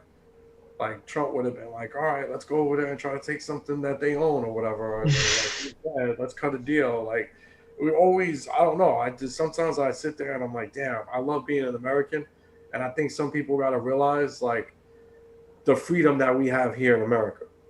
Yeah. Like I'm able to like walk outside right now, smoke a cigarette. If I want to be stupid, pull my pants down and run around naked, like I could do whatever the fuck I want. Like we gotta realize the freedom we got, the freedom to be able to go anywhere in the world. Just get up and jump on a plane and be like, I want to go to Japan today, or I want to go right down the block and eat some slice of pizza. We Right. don't realize like the freedom that we got. Everybody's concentrating on all this negativity that's been going on, and it's just like so much hate in this world right now. It's like I've never seen it like this. I'm gonna be 43 December 26th, and I've never seen this much hate in the world how it is now. And we're Yeah. blaming one person, and we should be blaming every person. We're blaming Trump, but I think he steamrolled this into what it is now because people He think that just he's a progressed it. racist and that he's a bigot and he's this and that. And then with the cops and this and that and them blame all everything just combined together. And this COVID-19 for us all to be in the house for a month drove everybody nuts to where now it's like people are just letting loose in this world. Yeah. And it's just like scary for me to where it's like I have people that say, "Do you want to open a restaurant again?" Like I'll help invest, and I'm just like, "Do you not see what's going on?" Like Right. I don't know where I'm at. Like I don't know. Hey, yeah, let's take a chance and open up a restaurant, and 2 weeks from now you're going to be shutting it down, and we lose everything. Yeah. Yeah, there was a shooting, oh my goodness, I can't remember the location, but shooting just happened where some guy lit up a Sonic drive-in and killed 2 employees and injured 2 more. And it was over the amount of corn dogs that he was trying to order. He tried to order like $50 worth of corn dogs and used a fraudulent credit card. And so he ended up shooting up this Sonic drive-in, and it's like, what what is this type of person, this Did you mentality just that we read the have? headline or is this like fact checked? No, this is fact check. This is like a genuine Because that's story. another big fucking issue nowadays and through Oh this whole yeah. time. It's like, what the fuck's real, what the fuck's not? And Nebraska, that's what it was. Nebraska. Bellevue, Nebraska. It's sad. You're right, Chef. There's a lot of pain, a lot of anguish, a lot of, anger in this world. But before, we wrap up here, No, Chef. and I love how positive your outlook is, Jimmy, and Yeah. just your I appreciate it. overall, very, very positive vibes. And it's amazing that all us chefs are very humbled and positive and want to, you know, Some of us. I say the Oh, ones trust me. the ones we surround ourselves with, right? There you go. Exactly. And No, that's I what we're mean, trying to bring. you gotta have it. You know what I'm saying? Because there's times where it's like if you walk into that kitchen and you already got a bad attitude, the day is over. Like Yeah. it's over. Your cooks are gonna have the bad attitude, and it's just like, and it reflects on your food.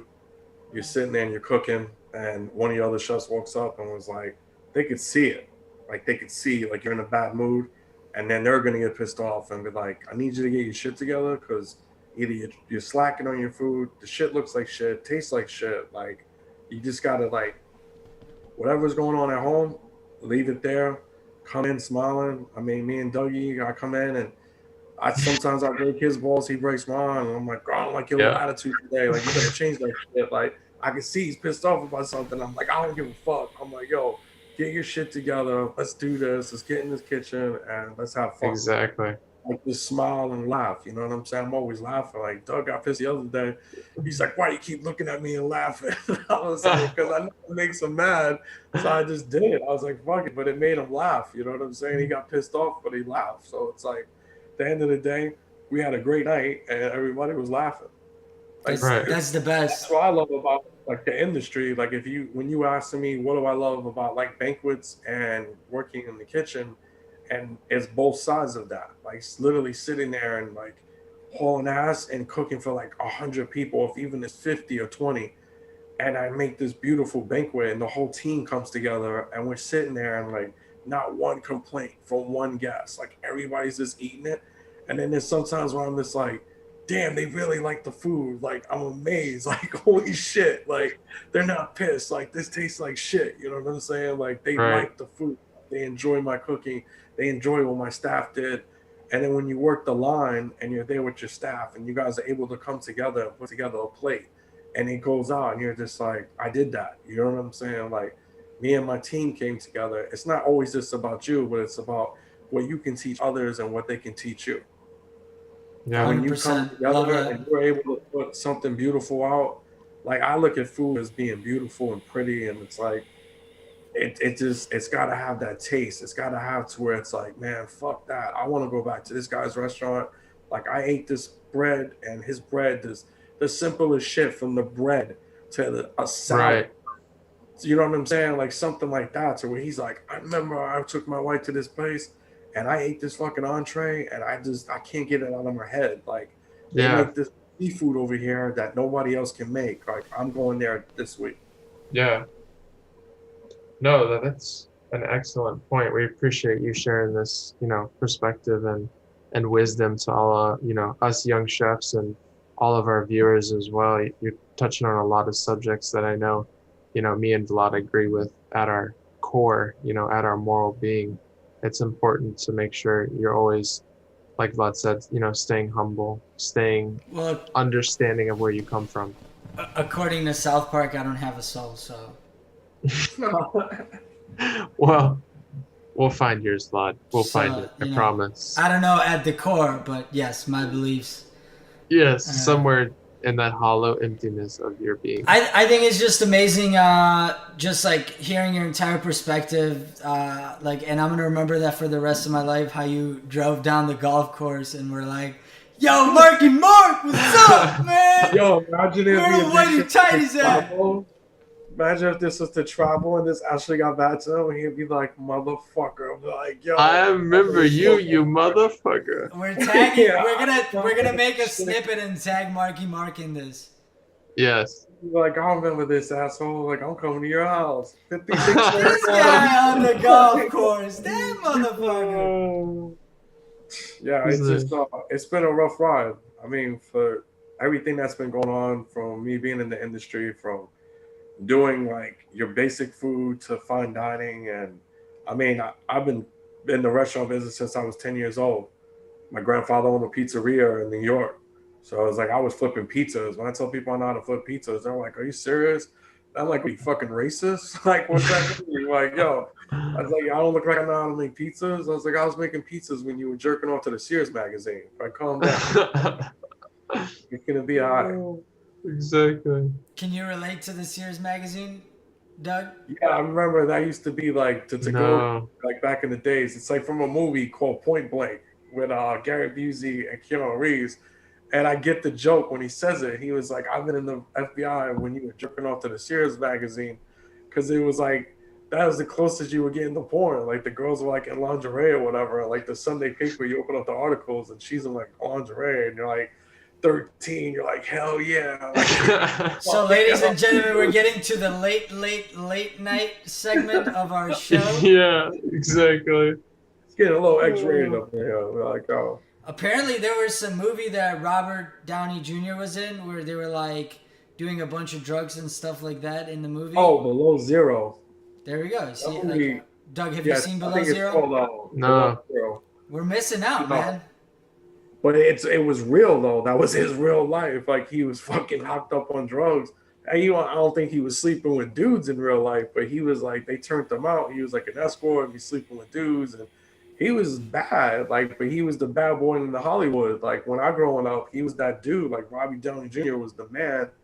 He did these movies, and he was just so hopped up on drugs. Like him, River Phoenix, the Corey Feldman boys, the Corey boys, what was it, Corey Haim, Corey Feldman, them dudes were making the movie. It's like that's why I was like, damn, like they're getting it. You know what I'm saying? But I Right. was like, everybody's on drugs, but nobody's paying attention to that. They're just like they do such Right. great movies, and it's like we're sitting there going up, and it's like I don't think like now, like back then with the movies that they had and what we watch now, it's like how I relate to food.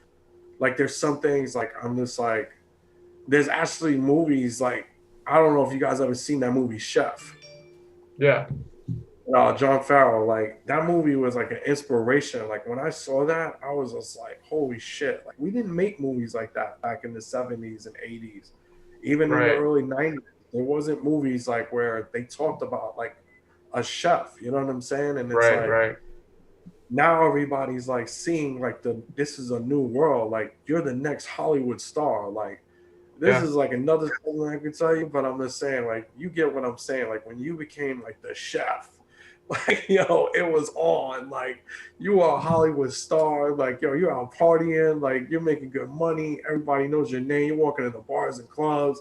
There's like, there's the chef. This and that. That's his crew. Like Yeah. it's different. Yeah, and I was like telling my wife, I was like, you know how crazy it would be to be a chef in New York City, like LA, like a big city, and Right. you're an executive chef, like you're a superstar. Right. Like those Right. dudes are like Michelin star winners, James Beard. Like I couldn't even picture winning a James Beard award and walking into another restaurant. People would be like, "What the fuck's he eating in my restaurant for?" Like Yeah. they're Hollywood stars. Like I mean, I'm sure Gordon Ramsay and all them partied. You know what I'm saying before they got married, but it was just like that whole aspect of like where were you even thinking about food back in like the 80s 90s, you know what I'm saying, like Right. the Right. early 90s, the perspective of how food changed. Like back in 1977 there wasn't a dude making a pulled pork sandwich with a rib on top of it. That didn't exist. Like we didn't make food like that, Imagine you know, and if it's there's just like a like when you're conscious of food. 1970s Salt Bay, like on a magazine with camels, and he's just like Salt Bay your life. Yeah, like that dude looks like the Turkish porn star. You know what I'm saying? With his damn glasses. Like, take the fucking glasses off. Probably Like, you're getting it killing me. like a Turkish porn And, star. yeah, well, he owns quite a few restaurants. I mean, the dude, he got paid. He hooked up with Diddy and all that. I'm sure him and Diddy ran orgies probably by now, whatever. Diddy, if you watching this, show, please don't come after me. I'm just joking around. You know what I'm saying? Like, he's still my dude. It'll be all right. You know what I'm saying? He'll get Suge Knight But on you. yeah, the restaurant industry it just goes from 0 to 100. Like you're just like you're in it, and it's like that's the way I feel. Sometimes I feel like a rock star. Like I'm coming in, and it's like I'm a super one of the on the superstar team. Like we're about to come in and kill Right. it, and people are just like, hell yeah, that's my dude. I mean, I got compliments. Like I was kind of shocked. I had a party told me a couple of weeks ago, and they were just like, "So you're the banquet chef?" I had my jacket on and everything, and I was like, "Yeah." And they're like, "You prepared the food and you're out here cooking it, like on the pasta station?" And I was like, "Yeah." And they were like, the guy came straight out. He's like, "I'm a chef." He's like, "I've been a chef for over 20 years," and he was like, "Your food is like the food is excellent," and he's like, "I've never really seen a chef prep it and then be online cooking it." He That's was like, awesome. it's not, especially when it comes to a banquet chef. He's like, usually you guys prep it and you let your other guys take over, but you're not Right. working the station. Like you're Right. walking around managing everybody. And he's like, to see you on the line is like, he's like, it's really cool. That's And I awesome. felt good No, about it that because is I was great. like, yeah, Chef Dougie made the Alfredo sauce that night. So we got to give him props for that. Like everybody Was that they were night? on it. If Vlad would have made it, Yeah. it would have been broken as shit because he would have tested his butter theory. This butter theory. All right, chef. Yeah. We got one I quart of put, Alfredo, yeah, I two put two pounds of pounds of butter. butter in there. Yeah. Like, what the fuck is that? Like, are you adding any more milk to that? Like, any more heavy cream? Like, nah. No, just butter. It's I fine. had like 4 ounces of cheese and it's good. Like, what the fuck? Like, Oh. Well, I'll chef. have to make you guys some pasta with Alfredo sauce that's Yeah, working with bring butter. some truffles down. We'll make definitely gonna keep the butter going. some That's what I'm pasta. thinking. I don't think they'll let me take it through the airport, so I might have to ship it. Maybe, or put it in a check bag. They might think it's something else.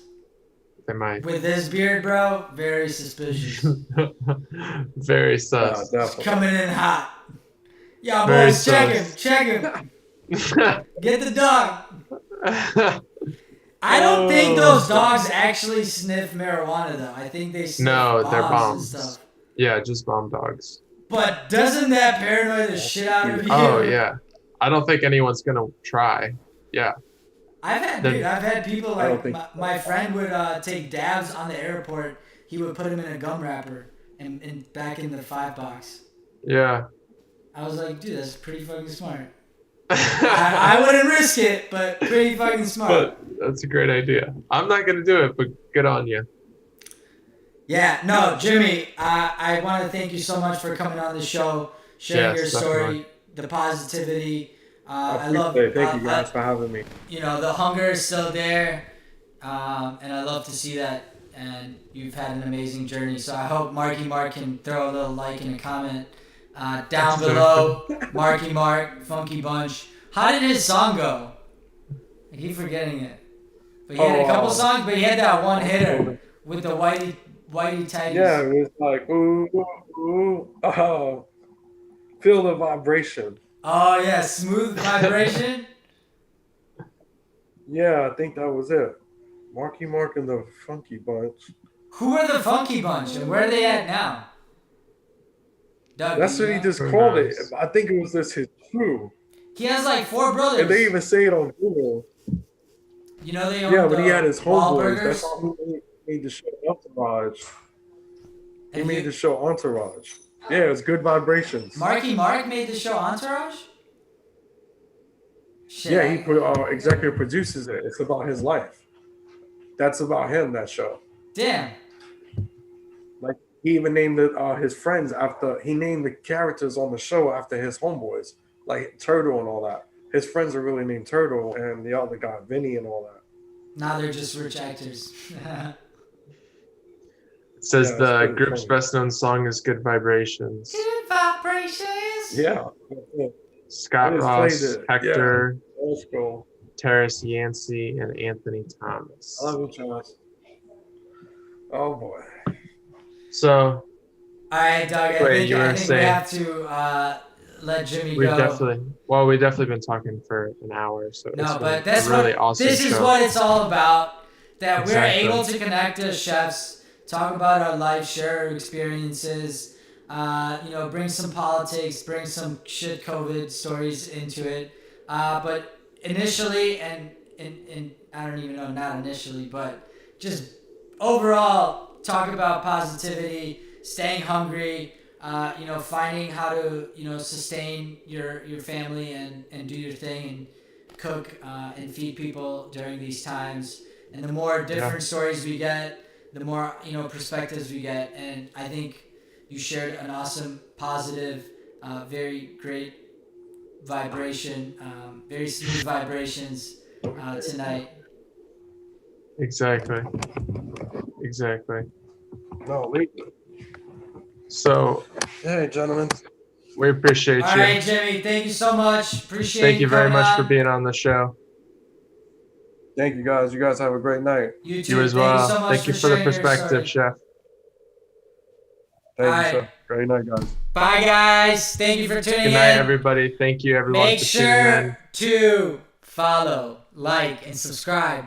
Hit that little notification button that goes ding, so you guys don't miss any of our amazing contents. And as always, Truffle Boy right here and Doug. Doug. Here I am. I think we need Truffle to Boy and Doug. I think we need to rehearse that a little better. But Yeah. thank you guys for tuning in. This has been an awesome, yet another amazing 008 episode with chef 008. guest Jimmy. And he's the sous chef at... He is the executive banquet chef at the hotel. Wow. The hotel. Vlad, listen up more. I mean, seriously. We only just talked to the guy for an hour, Vlad. Disrespecting a man like that. I apologize, Jimmy. But Doug, he's the executive Banquet chef at at the hotel. which hotel? The hotel that I work in. So it's Which going to be is- called the hotel. Oh, we're not... No. because Oh. you know we might get some stories in here, and you know Ah. I'm currently employed, and I'd like to remain currently employed blood. Ah, got it. Either way, So guys, the tune hotel. in to my channel, Chef underscore Brian Siv or Truffle Boy, and I will be revealing where's Doug's location in a week. In a story, So Doug everybody, works yeah, here. exactly. Yeah, no, tell me about it. It's right next to the beach. St. Pete Beach, can't miss it. St. Pete Beach. Have you been to that Neapolitan place right there? No, no, I heard it's good though. I heard it's really good. On the like main road. Yeah, yeah, on Gulf Boulevard you're Yo, talking I about. had mortadella pistachio with white sauce. Wow. Oh, that sounds Pizza. good. Wow. That sounds good. Dude, we might have to do that. I saw pistachio mortadella lasagna. Wow. Let's do it. Let's do it in a couple With days. white Left. truffle sauce and some white And truffles. some white. There we go. Perfect. I can't Alright. wait. My tummy's already I'll grumbling. I'll ship a slicer and truffle ahead of my plug. I'm deep frying turkey. What are you doing for Thanksgiving since we're talking about this? Or we can talk about it tomorrow. Well, we can talk. I'm working. That's what I'm doing. Yeah, but what is the menu? Oh, we're doing classics. We're doing family style. So, What is you know, classic? 4 or more. How are you Turkey, brining the bird? stuffing. Are you drying the bird? Brine, tress, and then we're gonna keep them in the sous vide, and then we'll take them out of the sous vide, CVAPs. flash them. Sous No, vide? not. Yeah, whole sous vide. We don't have a CVAP, unfortunately. How are you gonna sous vide? How are you gonna cryovac a fucking turkey? Well, no, we're not doing whole turkeys. So Oh. turkey breast and turkey thighs. Yeah, no, not like a whole turkey. We bought whole turkeys that will break down, and then we'll sous vide. For what? Why would you do that? You should have bought them separate. It'd be cheaper, and then get the neck bones and make But sometimes you just go the extra step because now we're gonna have the carcass and the frames for the stock. But is the And we'll carcass better than the turkey neck? You get a neck per turkey, so I got the necks too. But you can buy a whole box of just necks and Yeah, you breasts can. and thighs separate. You can do that too. But what would be cheaper? I don't know. We bought the turkeys, so I guess if I knew the prices on Next year, you know, next year. turkey breast next year, Hit me yeah, up. exactly. We'll get your We'll do some schematics. expert opinion on if I should just buy everything already broken down. Well, no, but I mean, if you're gonna break it down, Right. and then it's much easier to roast. I think turkey neck broth is, because what's the bones really? They're not much there, Right. No, there's a lot of flavor in the necks. and then you get that like little Maybe it's snake turkey neck inside it. consomme. You like break the neck open, and you just the Oh. little membrane. Okay. Not membrane. Maybe I'll have to try that. What is it called? The fluid inside your neck. I know what you're talking about, but I don't know what the name of it is. Either way, not that delicious once it's been braised. Have you ever made Long story like short, don't do it. veal stock, and then you take the calves and you try the marrow? Yeah. It's And not. you're like, yo, ew. Yeah. Yes. I've eaten the carrots. I was like, how can I repurpose this fucking carrot that we took all the flavor out of? Right. I've thought about that. I've also thought about what can you do with the skins of the tomatoes after you concassate them. Nothing. Yeah. No. Trash. Maybe turn into a chip or something. I don't know. Yeah, but the chip is like, it tastes like crispy cellophane. Delicious. And it's just like, ugh, not very good. No, All right, we're doing Doug. traditional family style, and it'll be parties of 4 or more. I think we got like 160, something like that on the books already. So So should how are be you gonna busy. serve this? How are you gonna do the breast? Platters. Slice everything up for them. It'll be presented as this is enough food for 4 people. So each table will get One breast, one leg, or 2 breasts, 2 legs per person? No, we'll do a breast and a thigh per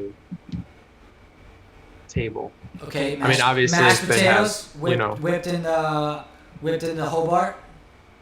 I don't know if we're gonna whip them. I think we might just do like a rustic style. I'm more about the rustic What's mashed potato. rustic style? A little bit of skin, a little bit of chunk. Yeah, but are you gonna? Yeah. I mean, we'll mash it, but we might just use a paddle. I don't think we're gonna go for that like airy. Yeah, fun. no. But in the, do you have a big mixer? Yeah. You're gonna throw the potatoes, throw the cream, throw the butter, put the All paddle, in there. Paddle, whip it up. Exactly. salt. Taste. White pepper, salt, Ew. maybe some confit Is it garlic. me? Is it just me? But white pepper smells like ass. Expired white pepper smells like ass. So fresh white pepper smells Doesn't like smell like that. aromatic ass. No, fresh white pepper smells And like what pepper. does it taste like? Tastes like pepper, but white pepper expires. I would say 2-3 weeks in. If you have a thing of white pepper, White pepper. it starts to get that like manure-y smell you're talking Yes. about. Yeah, that's old Ew. white pepper. Garbage. Yeah, who would have known? But Pepper you expired. always use such a little amount. Who has fresh white pepper? Unless it's peppercorns and you ground it for service. And either way, can we Exactly. just like, we don't need to grow white pepper anymore. That's my personal opinion. The Ban fact the that boycott I white have so pepper. much respect for your agrodolce sauce, you telling me about this white pepper just threw me off, and like my entire thinking that I've had for 3 minutes about white pepper, because I think white pepper Boycott is white garbage. pepper. Is garbage. Pink peppercorns, amazing. What about the green ones? Amazing. You can't have like a great Really? au pois sauce. Exactly. Pickled, canned, fresh, dried green peppercorns. Yes. White Pink, peppercorns. yes. I think they smell like ass. And then I taste it, and it tastes like that. What you smell? I don't know. Very accurate. If I Go have get to yourself say, some fresh peppercorns. or Some ass. fresh white peppercorns. Either one. You're satisfied. Personal opinion, and nutmeg. Like, You hate it? I mean, nutmeg is like, they like say do two things, and You're right. it's gonna je ne sais quoi, like something you can't explain. I love to use a little nutmeg in savory applications for like But do meatballs. you taste it? Oh yeah. And what does it taste like? Nutmeg tastes kind of like a warm, cozy hug. It's like that feeling of like, oh, I just walked in at home and I sat on the couch and I put a blanket on. Oh, bro, you know what? I completely forgot What is that? that.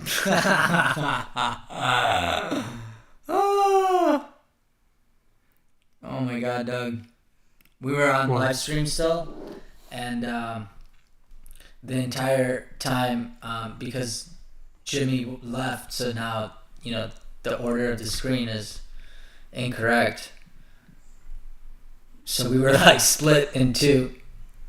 All right, now we're just in chat room, and we're still live. I mean, we've been going hour 42. I'm pretty proud of us. I think we need to extend these podcasts to 2 hours, but who's got time for that, right? Who's got energy for that? Who's got time for that? You also didn't let us know, how your week's been, or did you? No, you did. Did you talk I think about I did the a little hurricane? bit. It's just been really busy. When did we talk about that? That was 2 weeks ago. Hurricane, well, I guess it was a tropical storm, Eta, that sort of did some damage. But no, the week's just been really busy, getting ready for Thanksgiving. Who did It's we no interview joke. then? Or nobody? Nobody. Yo, guys, thank you everybody for listening in. We got our first 10 downloads on Buzzsprout. Buzzsprout. So that I hopefully will be on Spotify soon, but We got to prove ourselves first. We can't just jump to the big leagues. Doug was asking a bunch of questions. Are you talking to me? Hell yeah. Maybe this from a minute ago. No idea.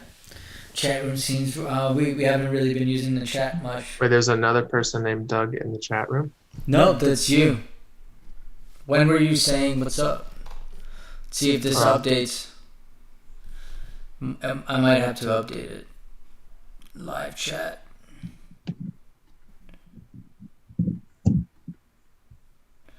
No idea. Either way, how's your week been, Doug? Good?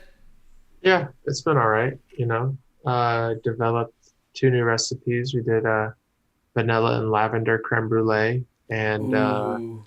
I did a pumpkin olive oil cake with a cinnamon cream cheese frosting. Have you ever got lavender syrup No, I've used the buds recently. and you steep it in simple syrup? No, I steep them in cream and milk.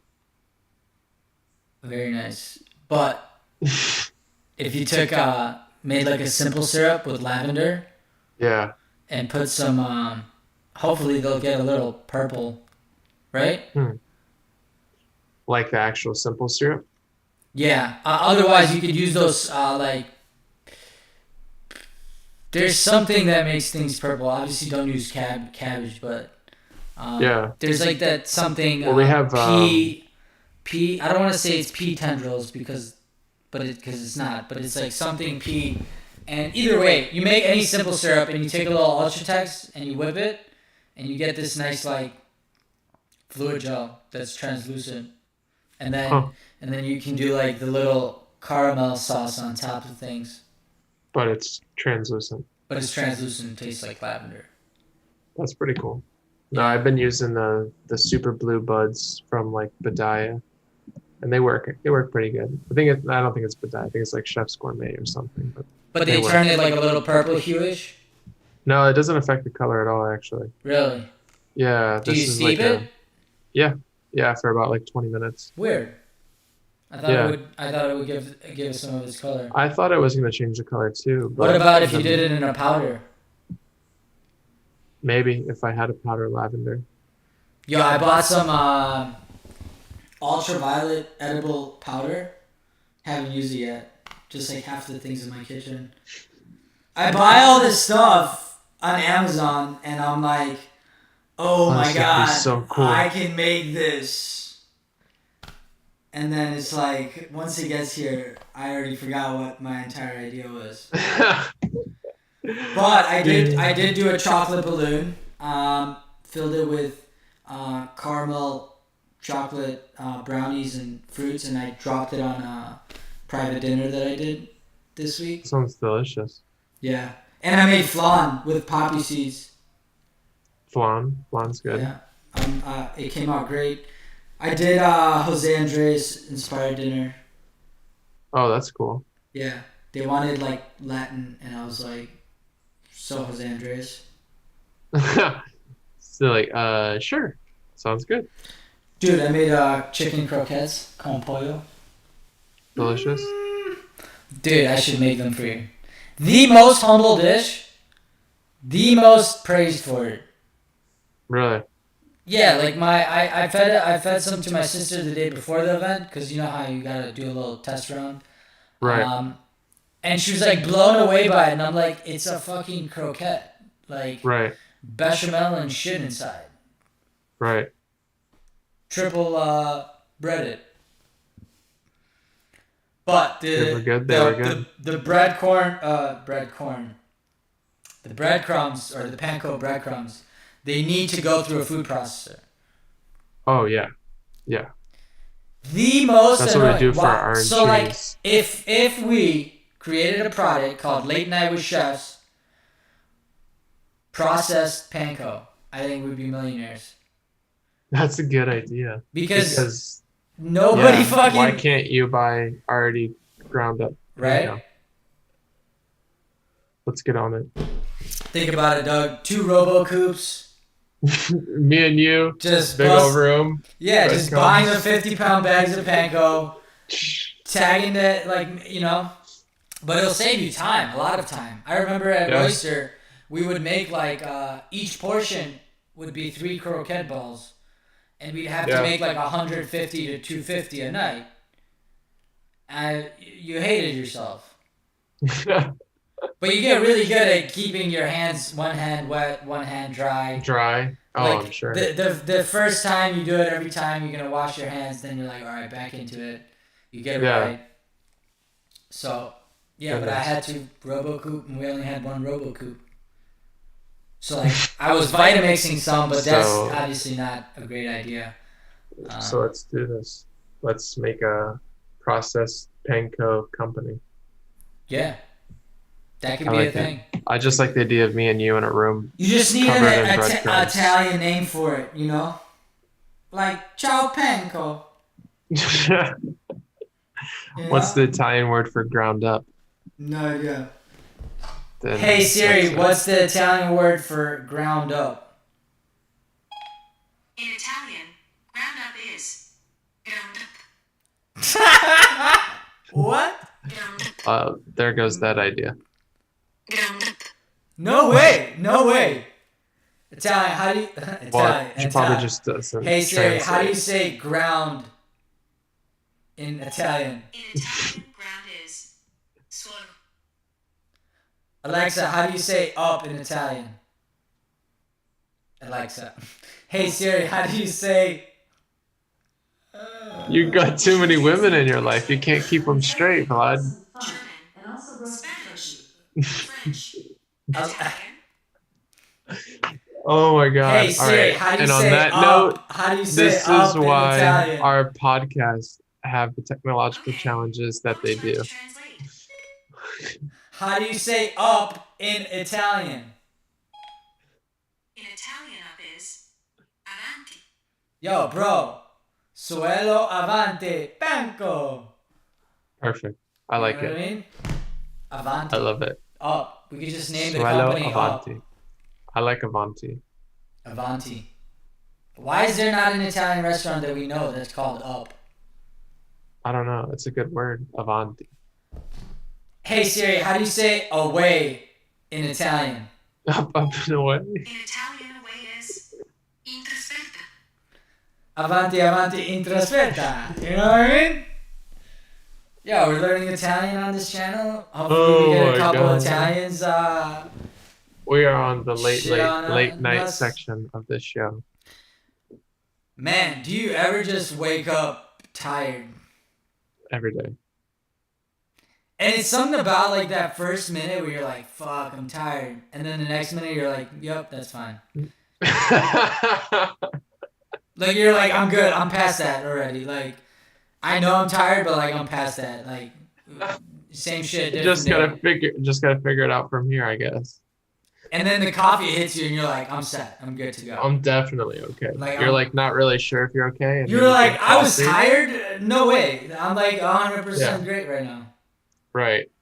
You're like, God, I just hope this coffee doesn't end. And then the third coffee, you're like, ooh, that was a little bit much. You know? That was a little bit much. I ended over the I top. can't focus on anything. That's like when What's you your stay name? up till 2 a.m. and you're like, fuck, why can't I go to sleep? The third cup of coffee. Ah, yes, that third cup really put me in. You do coffee or espresso? Coffee. I had the luxury of making an espresso 3 or 4 a day. That sounds delicious. It is, but you also gotta like clean up the thing and like, you know, ground it and then leave some ground for the next guy. Because they Right. always sabotage you. It's like completely empty when you every time. My Every chef single used to time. bitch about that all the time. Like he would come into his own restaurant and then there would be no ground fucking, so he can't like, you know, Yeah. shake, put it in, and make some espresso. He had to ground it. He was like, what the What fuck? the hell? Yeah. Yeah. I would lose it too. Man. I wish we were back in those days. Yeah. Well, hopefully. Hopefully sometime next year. Well, I'm gonna see. You know, I'm gonna enjoy my time in Florida. Tomorrow we're gonna have my long chef friend Ramon. That's awesome. And yeah, we were in the trenches, Ramon. multiple Tomorrow. restaurants. And then we have Chef John coming in on Wednesday, and I believe he's from Florida.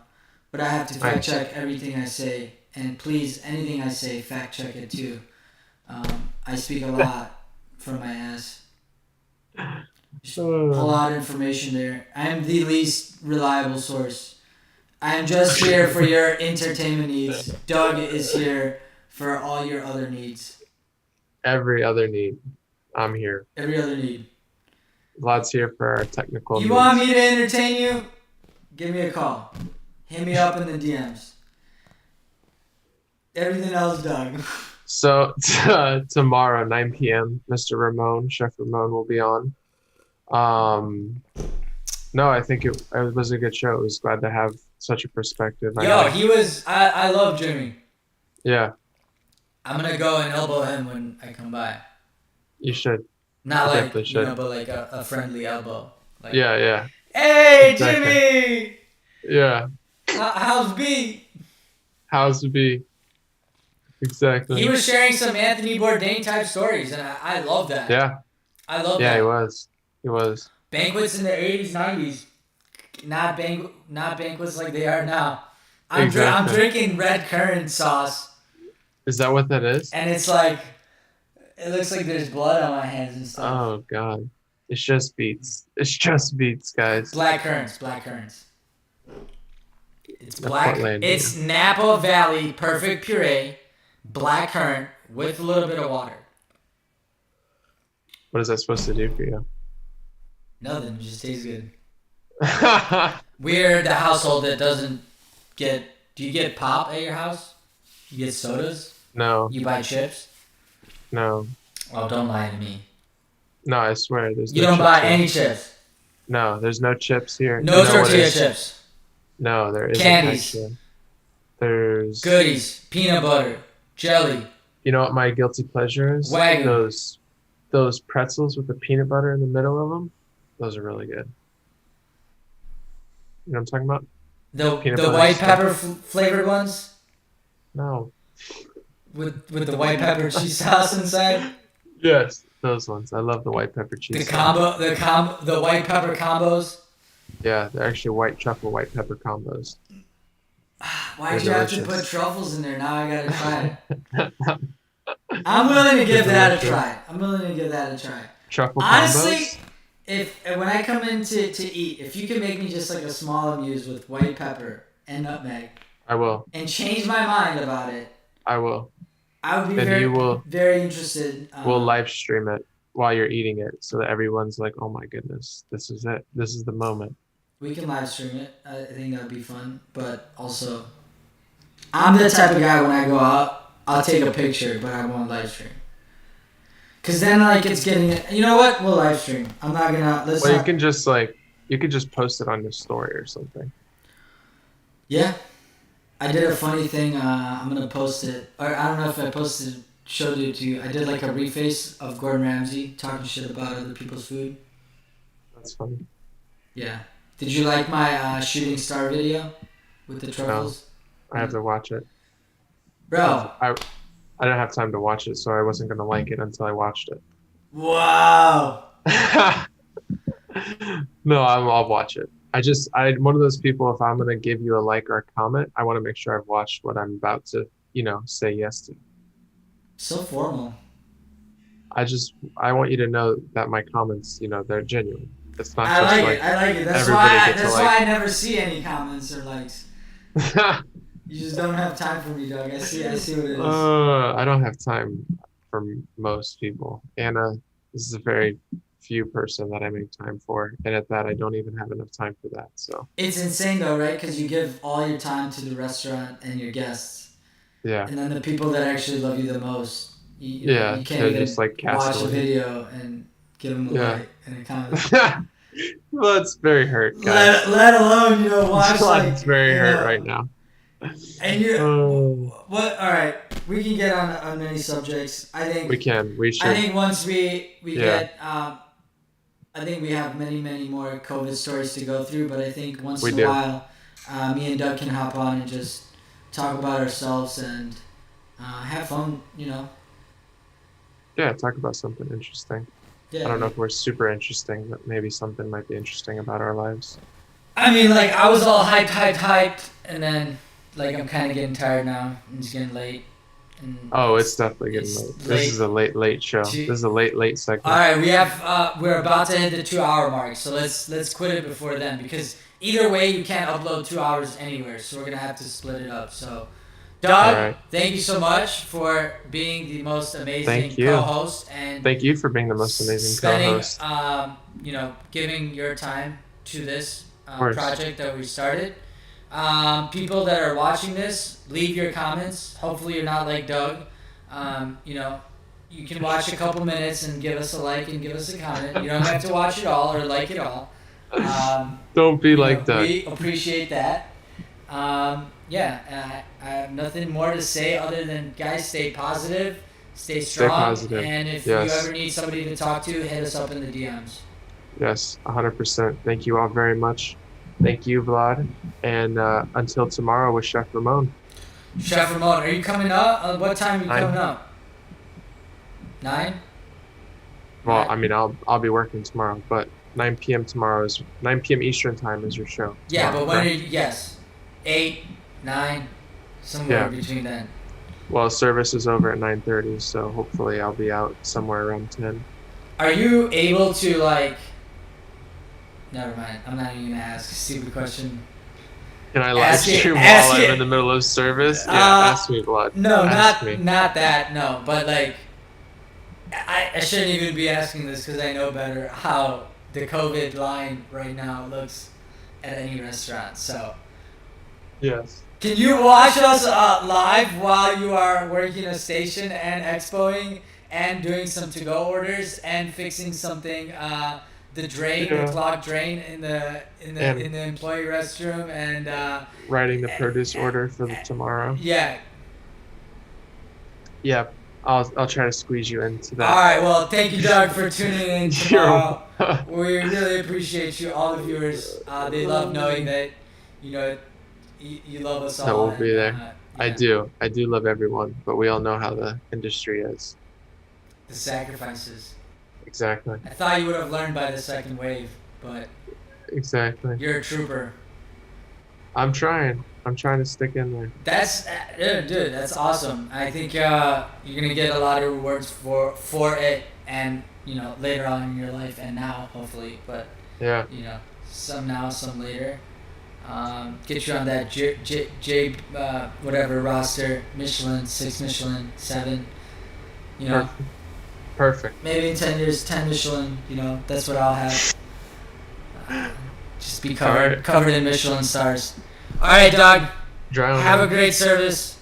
Thank you very It's much, trout sir. season, by the way, not Bronzino Farm I from know, Greece. but they're delicious. They are delicious. They're fire. They are. All right. Thank you all. Thank you, All everybody. right, bye Until everyone. tomorrow. Thanks for tuning in.